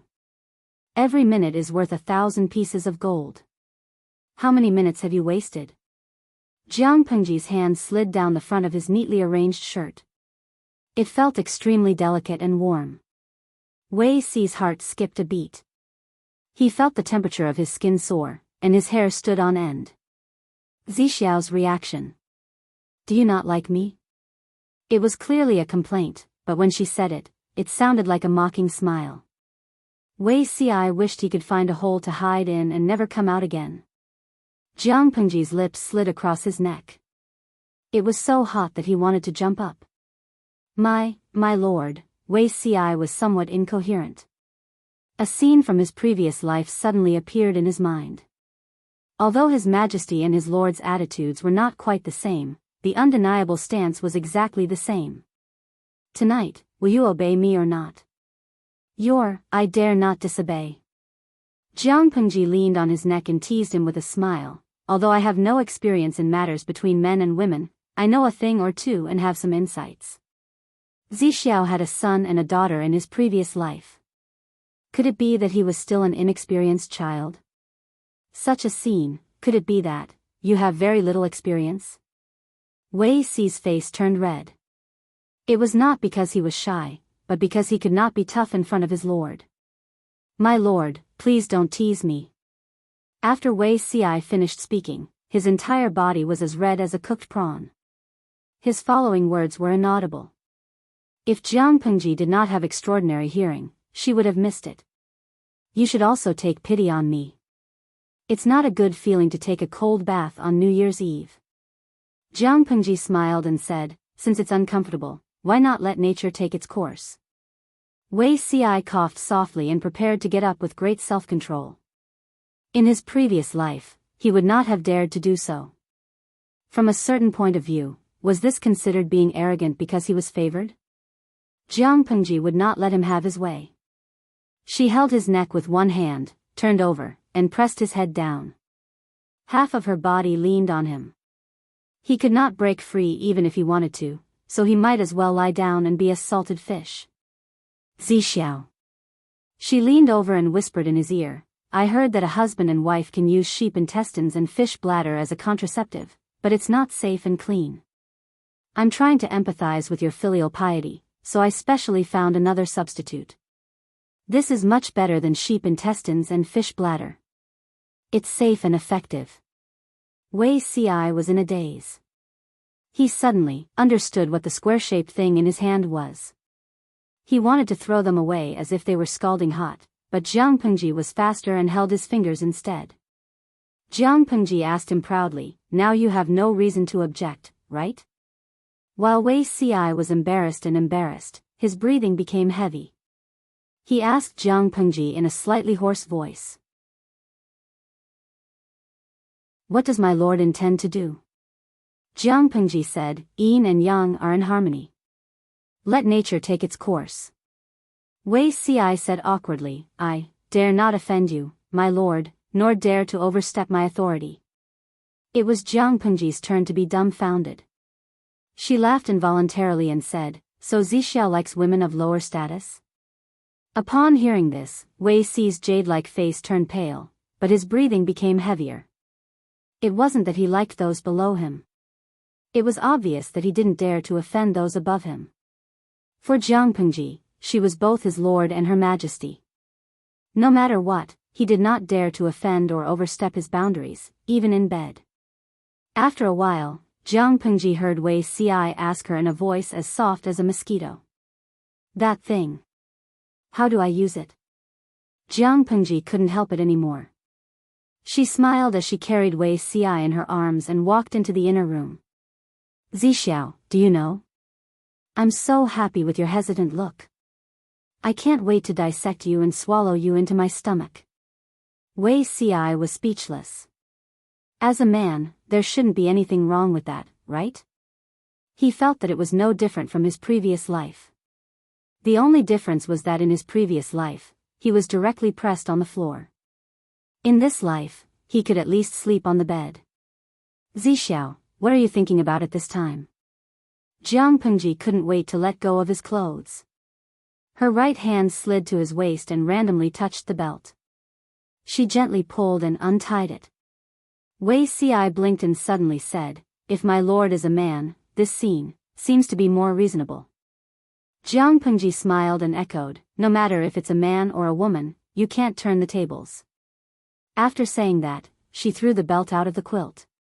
Without the belt to bind him, it was very easy to untie his clothes. Under the flickering candlelight, she threw the clothes one by one out of the bed. Seeing that Wei Si was about to become an egg with its shell peeled, Jiang Pengji herself was still. No, she was also missing 2 pieces of clothes. The lapel of her inner garment was loosened, revealing a light yellow lotus undergarment. Jiang Pengji was speechless. Wei Si was speechless. He quietly retracted his hand, but he was caught midway. Wei Zixiao, didn't you say not to offend or overstep your boundaries? Wei Si said, although I dare not overstep my boundaries as a ruler, men and women have different responsibilities in bed. I'm just doing my duty, that's all. After saying that, Jiang Pengji lifted the quilt and covered the 2 of them. Without the illumination of the candlelight, their vision was pitch black. Their other senses became more acute. Their breaths mingled, and the temperature of the air rose rapidly. Jiang Pengji fumbled to untie Wei Si's hair crown and jade hairpin, letting his long hair fall like a waterfall. She kissed him from his eyebrows to his eyes, all the way to his lips. Their lips touched, and the atmosphere that was originally as warm as the spring rain immediately became as hot as the scorching sun in summer. Wei Si was not stiff and did nothing. He took the initiative to wrap his arms around her neck and shoulders. He used his fingertips to tease the string of the undergarment and untied it. Jiang Pengji bit his lower lip in a punitive manner and teased him with a smile, "A gentleman?" Wei Si said helplessly, "I'm also a man, but a man doesn't equal to a gentleman. Moreover, how can I restrain myself when my true love is in my arms?" Under such circumstances, it was really difficult for him to ask him to be like Lu Xiaohui. If his lord knew her place, he could still tolerate it. He really couldn't help but light a fire everywhere. "I love how you say one thing but mean another." Jiang Pengji smiled. "Now that we're being honest, I find you even more pitiful and adorable." They were originally people with feelings. A little provocation would cause dry firewood and blazing fire. Moreover, the 2 of them were already in a state of being honest with each other. Jiang Pengji lingered on his neck in a punitive manner. Wei Si could only force himself to stay awake. "My lord. It's not good if someone sees traces of us tomorrow." Jiang Pengji bit his collarbone with her tiger teeth. She was neither gentle nor forceful, and the strength of her provocation made Wei Si gasp slightly. "Who said that you can meet people tomorrow?" Wei Si was speechless. "We have all the time in the world."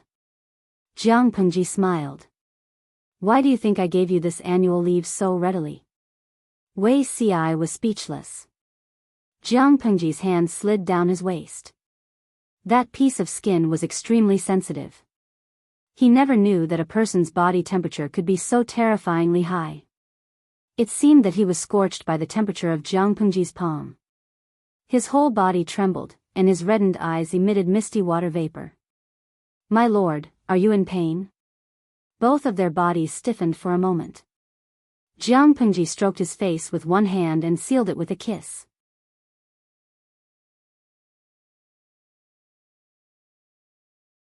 Chapter 1433. The frog soup that had been cooking for 10 years was finally ready. Jiang Pengji naturally would not let Wei Ci go easily. Wei Ci was also a young man. He looked slender and weak, but he was a man after all. Naturally, his situation was not bad. The two of them fooled around for the whole night. It was not until the sky turned white that the activity in the bedroom gradually stopped. "It's day or rest. I want to sleep until I wake up naturally. Don't wake me up." Jiang Pengji hugged Wei Ci's neck with both hands and yawned slightly sleepily. 2 drops of physiological tears squeezed out from the corners of her eyes. "Why don't I ask someone to prepare hot water for a bath?" Jiang Pengji muttered, "We'll talk about it when I wake up. Sleep first." Like an octopus, she confined him in her arms. She closed her eyes and rested her head on his shoulder, finding a comfortable position. Wei Ci tilted his head slightly. With the faint morning light that penetrated through the paper window, he could barely see her face clearly. When he saw that her lips were slightly red and swollen, her shoulders that were exposed outside the brocade quilt were dotted with hickeys and finger marks, he suddenly blushed. Wei Ci raised his hand and pulled up the brocade quilt to cover the traces that would provoke wild and fanciful thoughts. They slept facing each other and soon fell asleep. When Jiang Pengji woke up, it was almost 1:45 in the afternoon. Wei Ci was still sound asleep. Jiang Pengji did not wake him.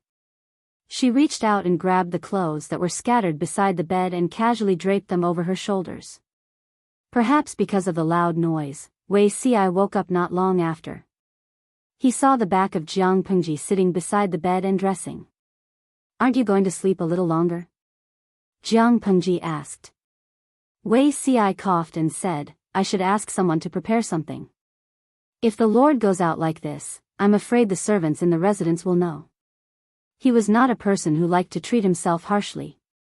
Not only was there a bathtub in the residence, but there was also a specialized bathroom. To put it bluntly, it was a relatively large hot spring pool. In winter, one could soak in the hot spring while drinking a few drinks and looking at the scenery of the courtyard outside the window. It was comfortable and enjoyable. Jiang Pengji lay lazily beside the bathtub with her eyes half closed. The steam made her skin fair and rosy. It made one's blood boil. Wei Ci wanted to wash up in the bathtub behind the screen. He had just moved half a step when she opened her eyes. There was a hint of threat in her eyes. Seeing that Wei Ci had stopped, Jiang Pengji closed her eyes lazily and muttered, "My hair is wet, it's uncomfortable." After a while, she realized that Wei Ci had brought a wooden basin filled with clean hot water. He scooped up her long hair from the water. Jiang Pengji would trim her hair regularly, but her hair was still very long. It took some time and effort to wash it. When she woke up in a daze, she found herself leaning on Wei Ci's knee. Her long hair was washed clean, and a pair of slender hands was carefully wiping her damp hair with a dry cloth. Seeing that she had woken up, Wei Ci coiled up her long hair and fixed it with a hairpin. Jiang Pengji smiled as she extended her hand and slid it from his shoulder to his neck. Her fingertips hooked onto his Adam's apple. "You've already washed my hair. Why don't you pack my bath too? This shouldn't be considered overstepping my boundaries, right?" Wei Ci, by the time the two of them were done fooling around, an hour had already passed. Jiang Pengji took the clothes off the hanger and compared them. She realized that the clothes were made according to her body shape. Zixiao is really a classic example of one who says one thing but means another. Jiang Pengji leaned on the screen and peeked at Wei Ci putting on the clothes one by one. Her gaze was filled with undisguised admiration. "What's wrong with Ci? How can there be undergarments suitable for me in your residence? There are no women in your residence. If they weren't prepared for me, were they prepared for yourself? Jiang Pengji smiled and squinted her eyes. If this isn't one thing, then what is? CI is also a man. How can I not be moved by a woman I admire? Wei Ci was silent for a while before he spoke. Moreover, my lord often stays in the residence. I have to prepare a few sets of clothes in case of emergencies. If I can make my lord smile like this, then my preparations won't be in vain. Jiang Pengji complained, I keep feeling that Zixiao has unlocked an incredible seal. He was much bolder than before. He didn't look so restrained. Was he ready to let go of himself? It turned out that only Jiang Pengji could let go of herself. Wei Ci was still the same Wei Ci. A thick layer of snow hung on the short pine tree in the courtyard. Jiang Pengji sat by the window. There was a fire in the stove next to her, so she didn't feel cold. Wei Ci asked the kitchen to prepare a sumptuous meal and warm wine. After eating and drinking to her heart's content, Jiang Pengji's eyes were half closed. She folded her hands behind her head. Her black hair spread out like a waterfall. I haven't been so free in a long time. Without official documents and worldly matters, I'm not used to it. How did Zixiao spend his time before he became an official? Jiang Pengji asked. If he had nothing to do, it would be boring to sit around. Don't you think so? Wei Ci said, tea, wine, music, chess, calligraphy, and painting can kill time. Or I can go out to visit friends and attend banquets. Jiang Pengji said, it sounds quite rich. I don't think I've heard Zixiao play the zither. Wei Ci took a zither and burned some incense to clean his hands. He sat upright and said, what would you like to hear, my lord? You can even play some songs? Jiang Pengji asked with interest. How about a phoenix looking for a phoenix? Wei Ci's cheeks were slightly red, but he did not object. The music was lingering, charming, and refreshing. Even if Jiang Pengji did not understand music, she could feel the burning emotions conveyed by the music. There's a beauty that I can't forget when I see her. Not seeing her for a day, I go crazy thinking about her.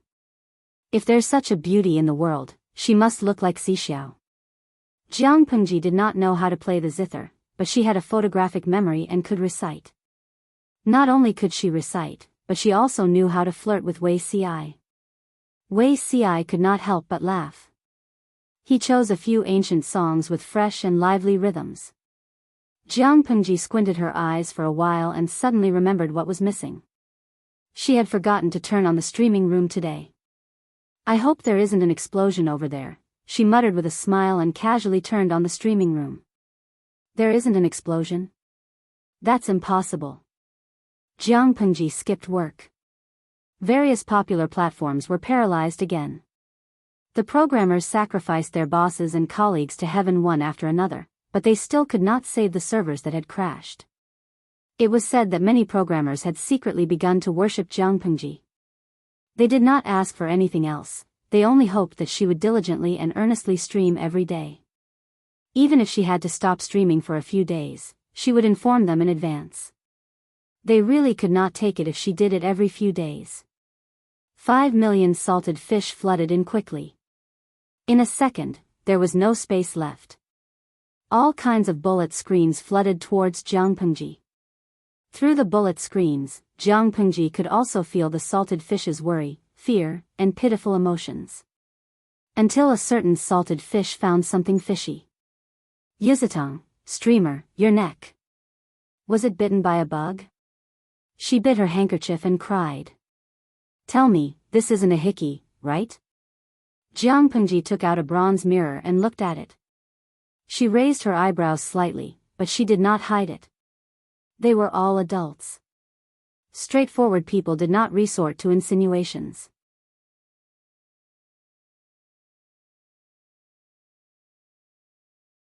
Chapter 1434. Lo Siji Lianmeng, look at the host, you look so full. I have an ominous feeling, Li Zi Luo Luo, I find that the streamer's current look is very similar to the lazy look of my cat master after eating and drinking. Liang Feng Kinhuan, I'm so envious that the streamer has a bound BGM. Zi Zhao's hands look so good when he plays the zither. Wandering Feather Shang, let me tell you guys a piece of unfortunate news. When I zoomed in on the screenshot just now, Samiran also had a strawberry on her neck. Han Yen Ningmeng, host, be honest. Did you bully Zxiao QAQ? Jiang Pengji waited for them to finish chattering and leisurely added another blow. Host V, what else? There was naturally a reason why he started the live broadcast so late today. The group of salted fishes suffered critical damage. Heartache, falling out of love twice in one day. The goddess that he admired and the Prince Charming that he liked had an affair. The salted fishes turned their grief and indignation into motivation, and a huge amount of resentment surged through the network, instantly crashing the servers that had just stabilized with great difficulty. Programmer Ape, the coder Ape and the boss, who had been sacrificed to the heavens, died with everlasting regret. Jiang Pengji was about to mock him mercilessly when her private chat rang. The system notified her that she had not received an email. What did the old general send her this time? Jiang Pengji felt that she was playing the traveling frog version of the old chief because he would bring her local specialties from different places every few days. Of course, she didn't dare to let the other party know about this. Otherwise, who would buy for her in the future? This ancestor had to be worshipped. She went to the Honeycomb Express storage cabinet and found some strange medicines with strange names inside. Your Abba, I've been to a new place for the past 2 days. I'm safe now. Don't worry. I've collected some local specialties that are suitable for you. Jiang Xiaojiu, the child beside you is still young. No matter what, you are still an adult. Be more considerate. Jiang Pengji was silent for a while and asked, what are local specialties for? Your Abba, it nourishes yin and the kidneys, nourishes and strengthens yang. Jiang Pengji asked, do I need that? Your Abba, your underage boyfriend needs it. I don't trust you anymore, you beast of a man. If I don't make up for it, what if you squeeze me dry when you're in the mood one day? After all, he's just an ordinary person. What about you? Army commander? Jiang Pengji was speechless. Asterisk asterisk, asterisk asterisk she had already explained that Zxiao was an adult. Your friend, your father, is online. Jiang Pengji looked at the profile picture with the darkened name and almost exploded. Did she look like a beast who did not know how to control herself? At this moment, salted fish in the live stream room seemed to be sending her red bean rice emojis. Jiang Pengji was speechless. Don't use a joke that I don't understand. According to Jiang Pengji's understanding of the group of salted fish, there must be a meaning to this joke. Although there was no wedding and no announcement, there was a ring, a vows, and a honeymoon. It was rare for Jiang Pengji to be muddle-headed. She used the excuse of patrolling everywhere as an excuse to drag Wei Ci out of the house for a stroll and sightseeing. Leave on the spur of the moment, and return to the fullest. In the blink of an eye, it was the 7th day of the Lunar New Year. The markets resumed their normal operations. Jiang Pengji's leisurely time had come to an end. From the first day of the Lunar New Year to the 7th day of the Lunar New Year, Qiguan Rang and the others were either visiting their relatives and friends or attending banquets. Almost no one noticed that their lord had disconnected. No, he should say that he knew, but he pretended not to know. On the first day of work, Feng Zhen leaned over to Wei Ci's side and said, "You've worked hard." Wei Ci was stunned and asked in confusion, "What?" Feng Zhen teased, "If I didn't have the courage to be filial and sacrifice myself to feed the tiger, how could I have such a long holiday? I'm so tired that my bones are stiff." Wei Ci almost lost his temper. Feng Zhen hurriedly pressed down on his shoulder and laughed. "If you don't want people to know, why don't you cover your neck?" Wei Ci gritted his teeth and said, "It's really the nature of a prodigal son." As he spoke, he couldn't help but tighten his clothes. Little did he know that there were no marks on his neck. Feng Zhen was just bluffing. Moreover, so what if there were marks on a man's body? At most, he would say that he was a romantic. However, Wei Si was serious and couldn't help but tease him. He didn't know why the Lord liked such a dull and boring man so much. Women's thoughts were indeed hard to understand. As they spoke, Qiguan Rang walked over quietly like a cat. The Lord has summoned us urgently. Feng Zhen and Wei Si's expressions turned solemn. They hurriedly got up, tidied their clothes, and rushed to the meeting hall. What happened? Wei Si asked casually. Qiguan Rang said expressionlessly, the 4 factions of Nanman have been annihilated. Wei Si stopped in his tracks and almost lost his footing. He instinctively grabbed Qiguan Rang's arm. What? Qiguan Rang repeated, there was an urgent secret letter just now. The Nanxing Alliance army defeated the 4 factions of Nanman. The army marched straight into the heart of the 4 factions of Nanman and captured more than 1 million captives. According to the letter, the Nanxing Alliance army discussed and decided to annihilate the entire tribe. Regardless of gender or age, not a single person was left alive. The Nanxing Alliance army is really ruthless. It took them several days to kill all the barbarians. Wei Si felt a chill run down his spine. He said in a hoarse voice, Nanxing, how could they make such a stupid move? According to his calculations, there were still many years before Shui used up all his resources to annihilate the 4 factions of Nanman in his previous life. In his previous life, he massacred more than 638,000 people from the 4 factions of Nanman.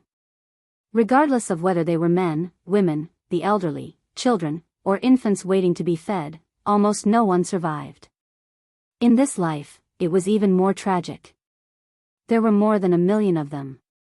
Was the Nanxing Alliance army crazy? The 4 factions of Nanman had extraordinary combat power. There were more than 1 million of them. How could they let the Alliance army win so easily?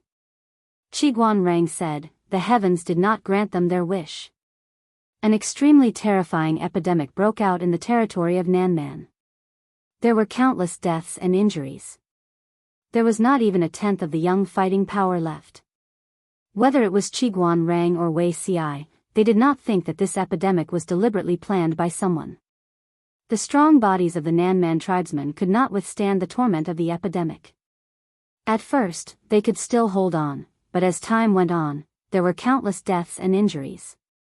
It was said that at its worst, more than 10,000 young men died in a day. Wei Si asked, epidemic? What about the Alliance army? When the 2 armies fought, the 4 factions of Nanman suffered. There was no reason for the Alliance army to stay out of it.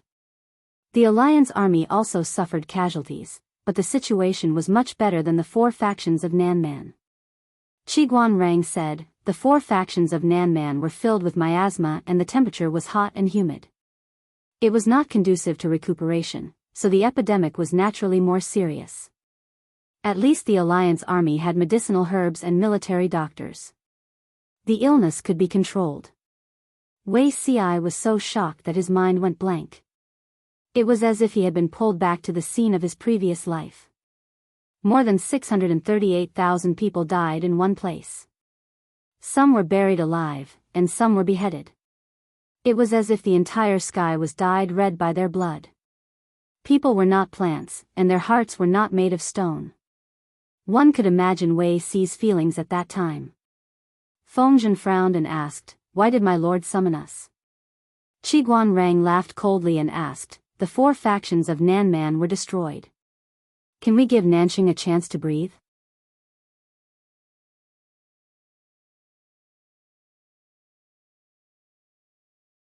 Chapter 1435. When Qiguan Rang and the other 2 arrived at the meeting hall, most of the people had already arrived.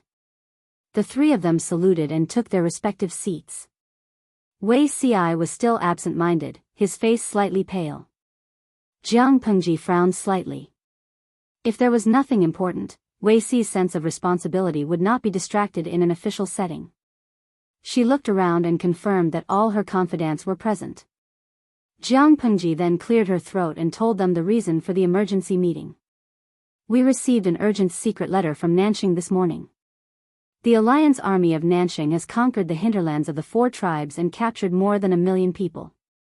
After a discussion among the Alliance's feudal lords, they unanimously agreed to massacre the barbarians of the 4 tribes. Jiang Pengji's gaze was calm, as if she was talking about an insignificant matter. Everyone had heard rumors before they came, but when they heard the news from Jiang Pengji, even Yang Si and the others were visibly moved. In troubled times, human lives were like grass. People would always die in war. They were mentally prepared, but to massacre 1 million people at once, Li Yun probed, 1 million strong young men? Jiang Pengji said impatiently, the population of the 4 tribes of Nanman is small. After 10 years of chaos, how can there be 1 million strong young men? If there were 1 million strong young men, they would have wiped out the Alliance army of Nanxing long ago. Most of the 1 million people are elderly, women, children, and babies. Perhaps the women's fetuses are also included. The Alliance army of Nanxing is venting their hatred for the annihilation of their country. They are really ruthless. The 4 tribes of Nanman had been fighting for years. The depletion of the young men could not keep up with the speed of replenishment. In addition to the epidemic last year, their combat power was seriously affected. If the weather had not turned cold soon after the outbreak of the epidemic, which more or less suppressed the epidemic, more people would have died from the epidemic. In ancient times, the medical standards were poor, hygiene awareness was poor, and medical resources were lacking. Once the epidemic broke out, the casualties would be more tragic than the earthquake in Shangjing. Was it a lie to say that 9 out of 10 rooms were empty? According to Jiang Pengji's knowledge, there were a few large-scale epidemics in this era that affected a wide area.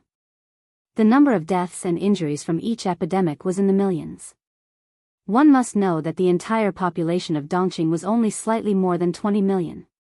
Qiguan Rang frowned and said, even if it's the hatred for the annihilation of the country, the method of massacring the entire tribe is really ruthless. Hundreds of years ago, wars and massacres were common, but with the passage of time, massacres were no longer common. No one would say how many people were killed during a war, but after many victories, very few people would continue to kill captives, unless they ran out of rations. Under normal circumstances, the victorious side would demote the defeated captives into slavery and sell them as human slaves or use them as cheap labor. Most of the captives mentioned above referred to soldiers who had participated in the war but had been defeated. However, the captives that the Nanxing Alliance had slaughtered were mostly the elderly, the weak, women, and children. Don't say who is ruthless. In my opinion, the Nanxing Alliance and the 4 factions of Nanman are jackals of the same tribe. Jiang Pengji snorted and said, when the 4 factions of Nanman massacred the people of Nanxing, I didn't see them show any mercy. Similarly, in the early days of Nanxing's establishment, in order to prevent Nanman from rebelling, they captured hundreds of thousands of Nanman tribesmen to be forced into servitude as soldiers. More than 200,000 died of exhaustion and in battle. Nanxing also claimed to be the suzerain of the 4 tribes of Nanman. They used their powerful troops to force the other side to pay tribute. They collected 9 out of 10 taxes and sent troops to suppress them several times. They slaughtered no less than 100,000 Nanman people. This is all bad debt. In the early days of Nanxing's establishment, how many gentry relied on the blood of the 4 tribes of Nanman to enrich their own pockets? They forcibly captured them as slaves and gave them the least amount of food to do the heaviest work. They didn't treat them as humans, but as beasts that could talk. Wasn't the hatred that the 4 tribes of Nanman had for Nanxing also forced out by these people? After the 4 tribes of Nanman became powerful, they destroyed Nanxing. The feudal lords of Nanxing then joined forces to counterattack Nanman until they decided to slaughter millions of people and exterminate their entire tribe. I don't mind exterminating an entire tribe, but don't use the righteous banner of revenge. Do you really think that you are so clean? Among the feudal lords of Nanxing's alliance, how many of their ancestors had enjoyed the sweetness of the blood of the 4 tribes of Nanman? Jiang Pengji felt that this group of people was also interesting. They were very good at using double standards. War was war. Murder was murder. Extermination of an entire tribe was extermination of an entire tribe. Stop finding messy excuses to whitewash peace. Those who kill should be prepared to be killed. Seeing that Jiang Pengji's words were getting more and more out of line, Qiguan rang and Wei Ci coughed in unison. The two of them looked at each other from a distance and quickly looked away. Jiang Pengji rubbed her head. She had no choice but to stop talking and deal with the content vaguely. It wasn't that she was afraid. It was just that the trivial matter between Nansheng and Nanman was not the main topic of today's discussion. There was no need to waste time. Nansheng is our neighbor, and Zhangzhou is ruled by Yang Tao, the feudal lord of Nansheng. If Yang Tao is ambitious, Zhe, Hu, and Hu counties will be easily lost without the protection of natural barriers. My lord has to be on guard. Yang Si stood up and changed the topic. If Nansheng is not threatened by external aggression, it will only take 3 to 5 years of recuperation to recover its strength.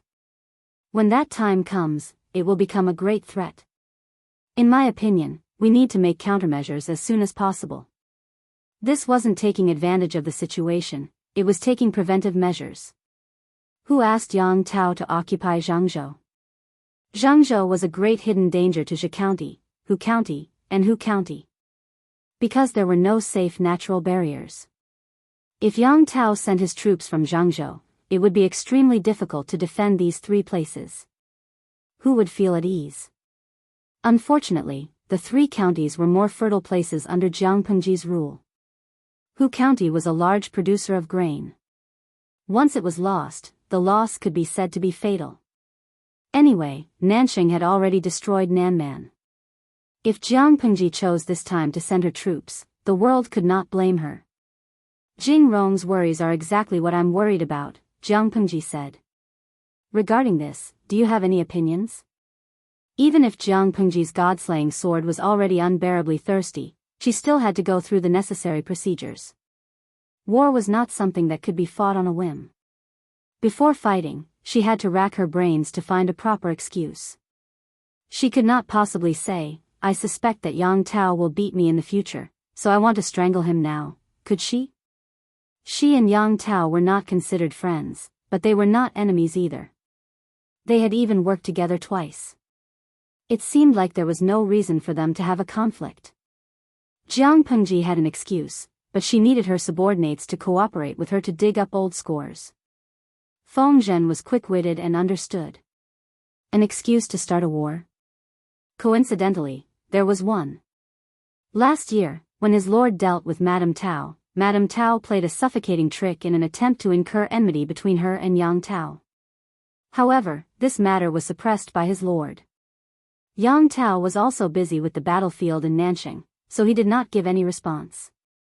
Feng Zhen's mood changed, and he immediately had an idea. While Jiang Pengji was sharpening her sword, Yang Tao, who was far away in Nansheng, was completely unaware. Not only that, but he had also fallen slightly ill. After a few days, he had lost a lot of weight. As Yang Tao's close friend, Yan Lin naturally knew where the root of the illness was. To put it bluntly, Yang Tao was still too kind.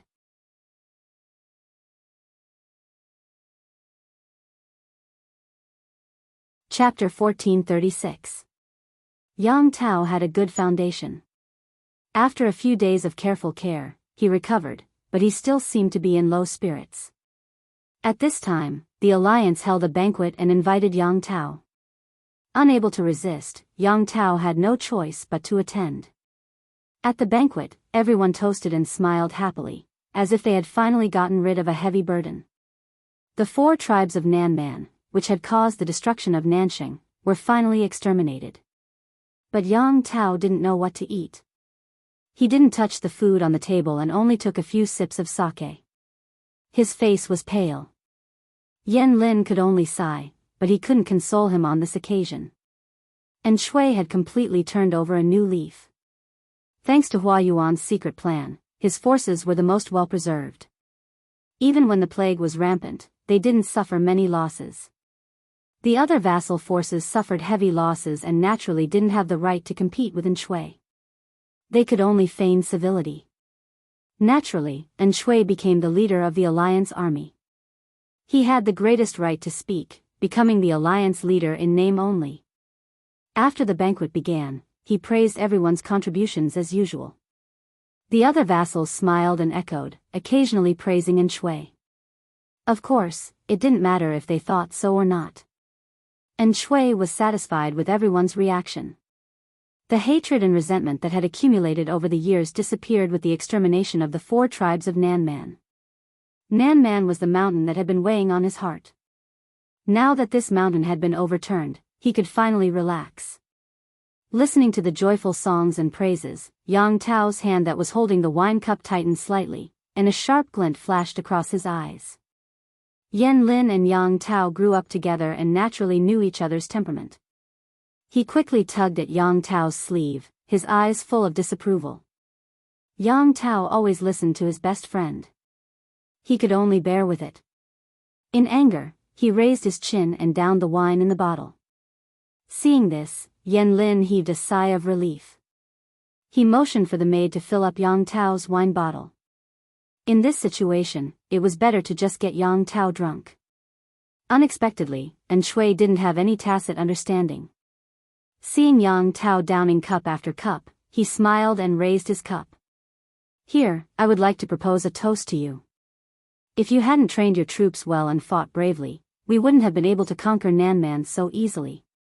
Then, Enshui's strategist, Hua Yuan, also smiled and flattered him. Hearing Hua Yuan's words, Yang Tao, who had been drinking his sorrows, exploded like a firecracker. He snorted coldly and suddenly threw the golden bronze wine goblet at Hua Yuan. If Hua Yuan had not subconsciously tilted his head to avoid it, the wine goblet would have definitely smashed into his face. Everyone was startled by this turn of events. The dancers in the camp also stopped and trembled. With a clang, the wine goblet fell to the ground and made a huge noise. Hua Yuan was able to avoid the wine bottle, but the sake in the wine bottle was not so easy to avoid. Hua Yuan's wine was splashed. Yang Tao stood up angrily, gritted his teeth, and said, "What qualifications do you have to mention my father? You've insulted his wisdom." The crowd was stunned again. Hua Yuan had not said anything bad about Yang Jian just now. Instead, he had praised Yang Jian for teaching his son well. Like father, like son. Why was Yang Tao so angry? Hua Yuan raised his hand to wipe the wine off his face. He stood up and bowed in apology, but Yang Tao did not appreciate it at all. Enshui felt a little embarrassed, but he had to intervene. He muttered to himself, "What's wrong with Yang Tao?" Yang Tao did not give Enshui any face. He mocked Hua Yuan, "I'm ashamed to be associated with animals." Enshui's face turned green when he heard this. Hua Yuan was his right-hand man. What did Yang Tao mean by calling him an animal in front of him? Hua Yuan did not get angry. Instead, his lips curled into a mocking smile. Yan Lin's heart sank when he saw this. Yang Tao flicked his sleeves and left. Yan Lin followed closely behind, leaving behind a group of confused vassals. Outside the tent, a cold wind blew, cooling his burning chest a little. His anger also subsided a little. "My lord?" Yan Lin stood behind him and called out softly. Yang Tao's face paled. He lowered his head and said dejectedly, "Xiaoyang, do you think I did something wrong?" "I was impulsive," Yan Lin said calmly. "You are a noble vassal. Why did you have to confront a despicable person like Hua Yuan?" Yang Tao pursed his lips and said stubbornly, "I couldn't control my anger when I heard him speak." Yan Lin asked him, "Are you happy now, my lord?" Yang Tao said, "Xiaoyang, let's rest for a few days and leave. I don't want to stay in this foul place any longer." Yan Lin sighed. "If we leave now, we will suffer great losses. War was a money-burning job. When could they make money? When could they divide the spoils of war?" The 4 tribes of Nanman had destroyed Nansheng. They had looted and killed along the way.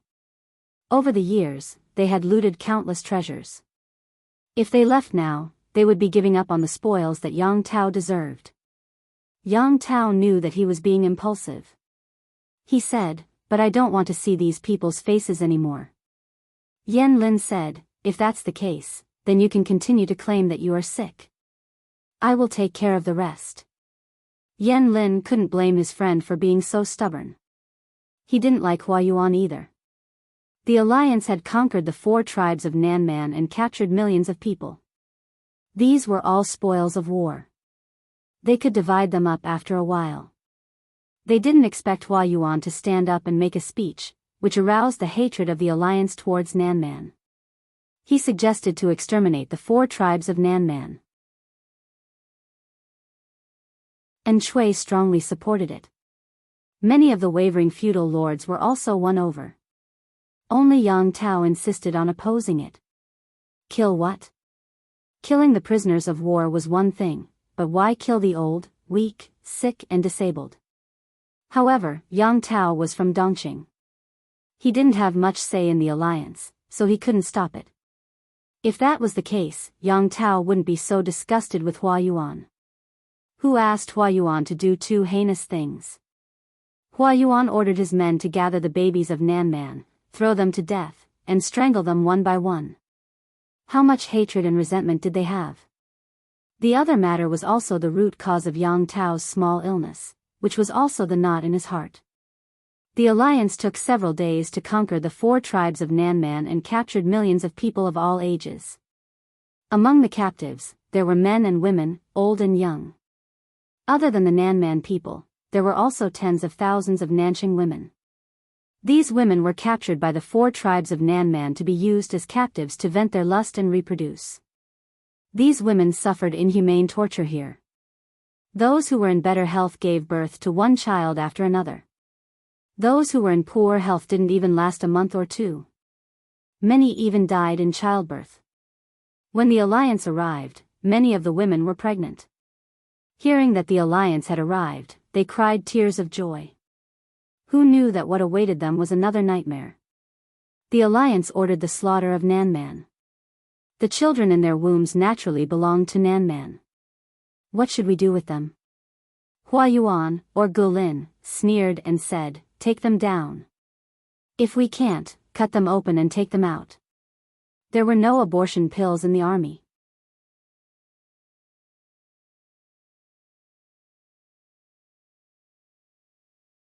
Chapter 1437. Whenever I recall the scene that day, I really want to kill Hua Yuan with a single slash. Yang Tao had an open and candid personality, and it was very rare for him to truly hate someone. Hua Yuan's actions made him make an exception. Don't you think so too?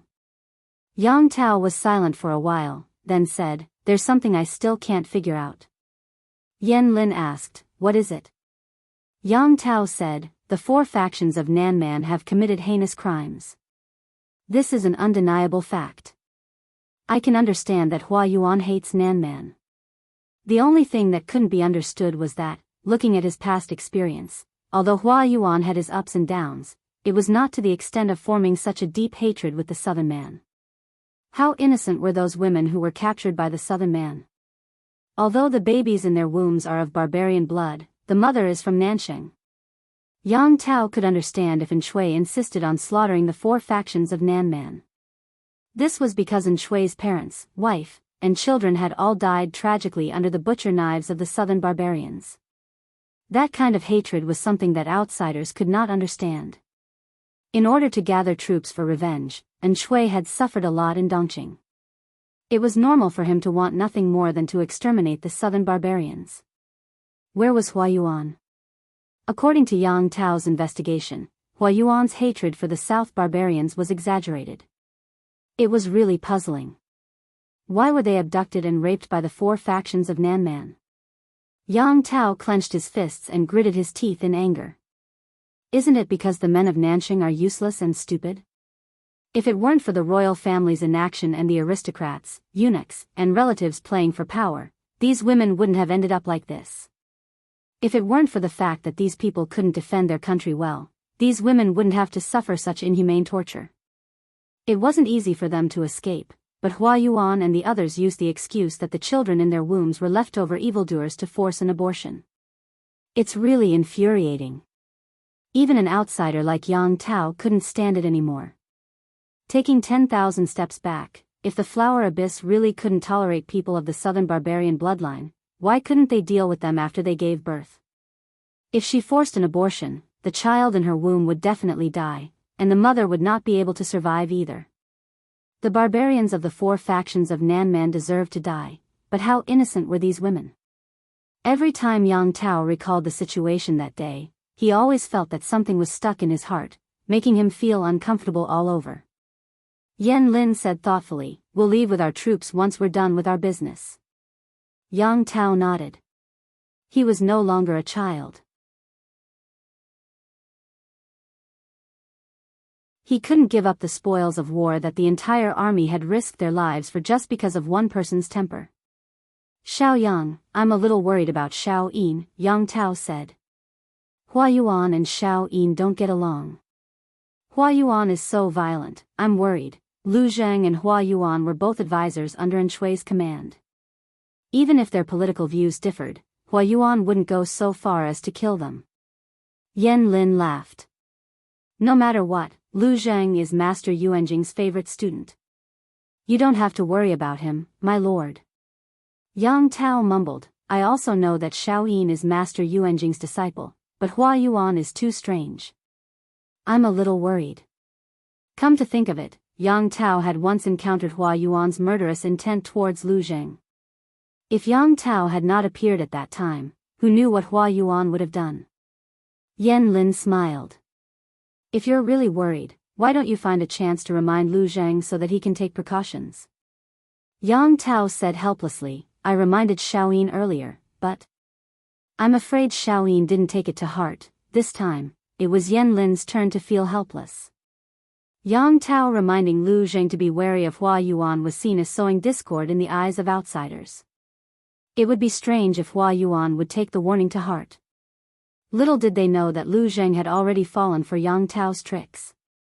This matter had to start from when the alliance conquered the southern barbarians. Enchui and Hua Yuan were firm supporters of exterminating the tribe. Naturally, Lu Zhang wouldn't agree.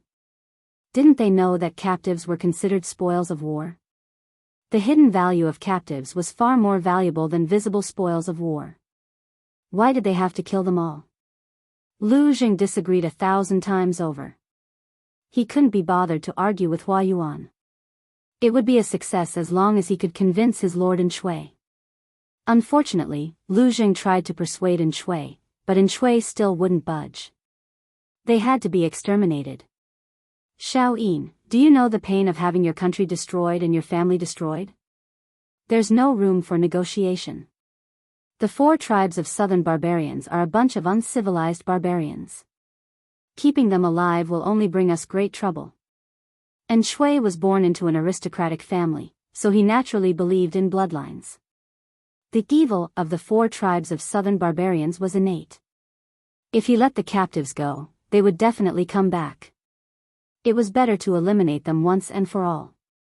To this day, Enchui still remembered how those barbarians had barged into his house, how they had raped his wife and daughter to death. Even his infant son, who was still in swaddling clothes, had not been able to escape. Instead, he had been thrown to the ground and trampled on by the beasts. His elderly parents had lost their dignity, thrown to the ground by the hair and dragged to their deaths. His wife, concubines, and servants, none of them had been spared. The first half of Enchui's life was comfortable and happy, but when disaster struck, he would suffer. Lu Zhang's motive was profit. After weighing the pros and cons, he chose to keep the captives. Enchui knew what he was thinking. However, Enchui didn't need these benefits. He only wanted the 4 tribes of southern barbarians to pay the heaviest price for their bloody deeds. Exterminating the southern barbarians was Enchui's motivation for living. It was also an important mission that he had to complete for the rest of his life. No one could persuade him otherwise. Therefore, Enchui stood his ground and handed the extermination of the tribe to Hua Yuan. He knew that Hua Yuan was of the same mind as him. Lu Zheng was extremely disappointed. He didn't pay attention to his surroundings on his way back.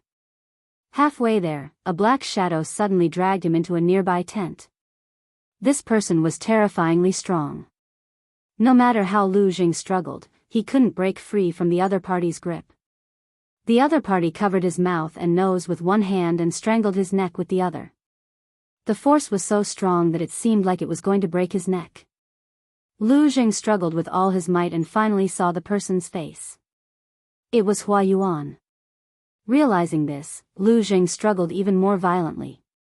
He used all his strength to hook the brazier in the tent with the tip of his foot. The noise attracted the patrolling soldiers. What happened? The soldier was about to open the tent to check when Hua Yuan's angry and sinister voice shouted at the soldier to leave. Lu Zheng took the opportunity to push Hua Yuan's hand away. He rolled to the side of the tent and took out a large knife. His chest heaved violently. You. Who are you? Lu Zheng coughed twice. The lack of oxygen and suffocation made his limbs weak. His head swelled and hurt. But he didn't dare to let his guard down. Instead, he pointed the tip of his knife at Hua Yuan, afraid that this lunatic would try to kill him again in the next second. Yes, Lu Zheng was very sure that Hua Yuan had really wanted to kill him just now. Seeing this, Hua Yuan revealed a sinister and cold smile. Whether it was his expression or temperament, he was very different from the Hua Yuan that Lu Zheng knew. Could it be, this lunatic was acting up again? You're tuning into the Dreamy Chapters YouTube channel. We're so grateful for your support and don't forget to subscribe to join us on this incredible journey through captivating stories. Your generosity through donations truly makes a world of difference, as it's the primary source of revenue that allows me to expand and enhance this channel for you. Thank you from the bottom of my heart for being a part of this adventure.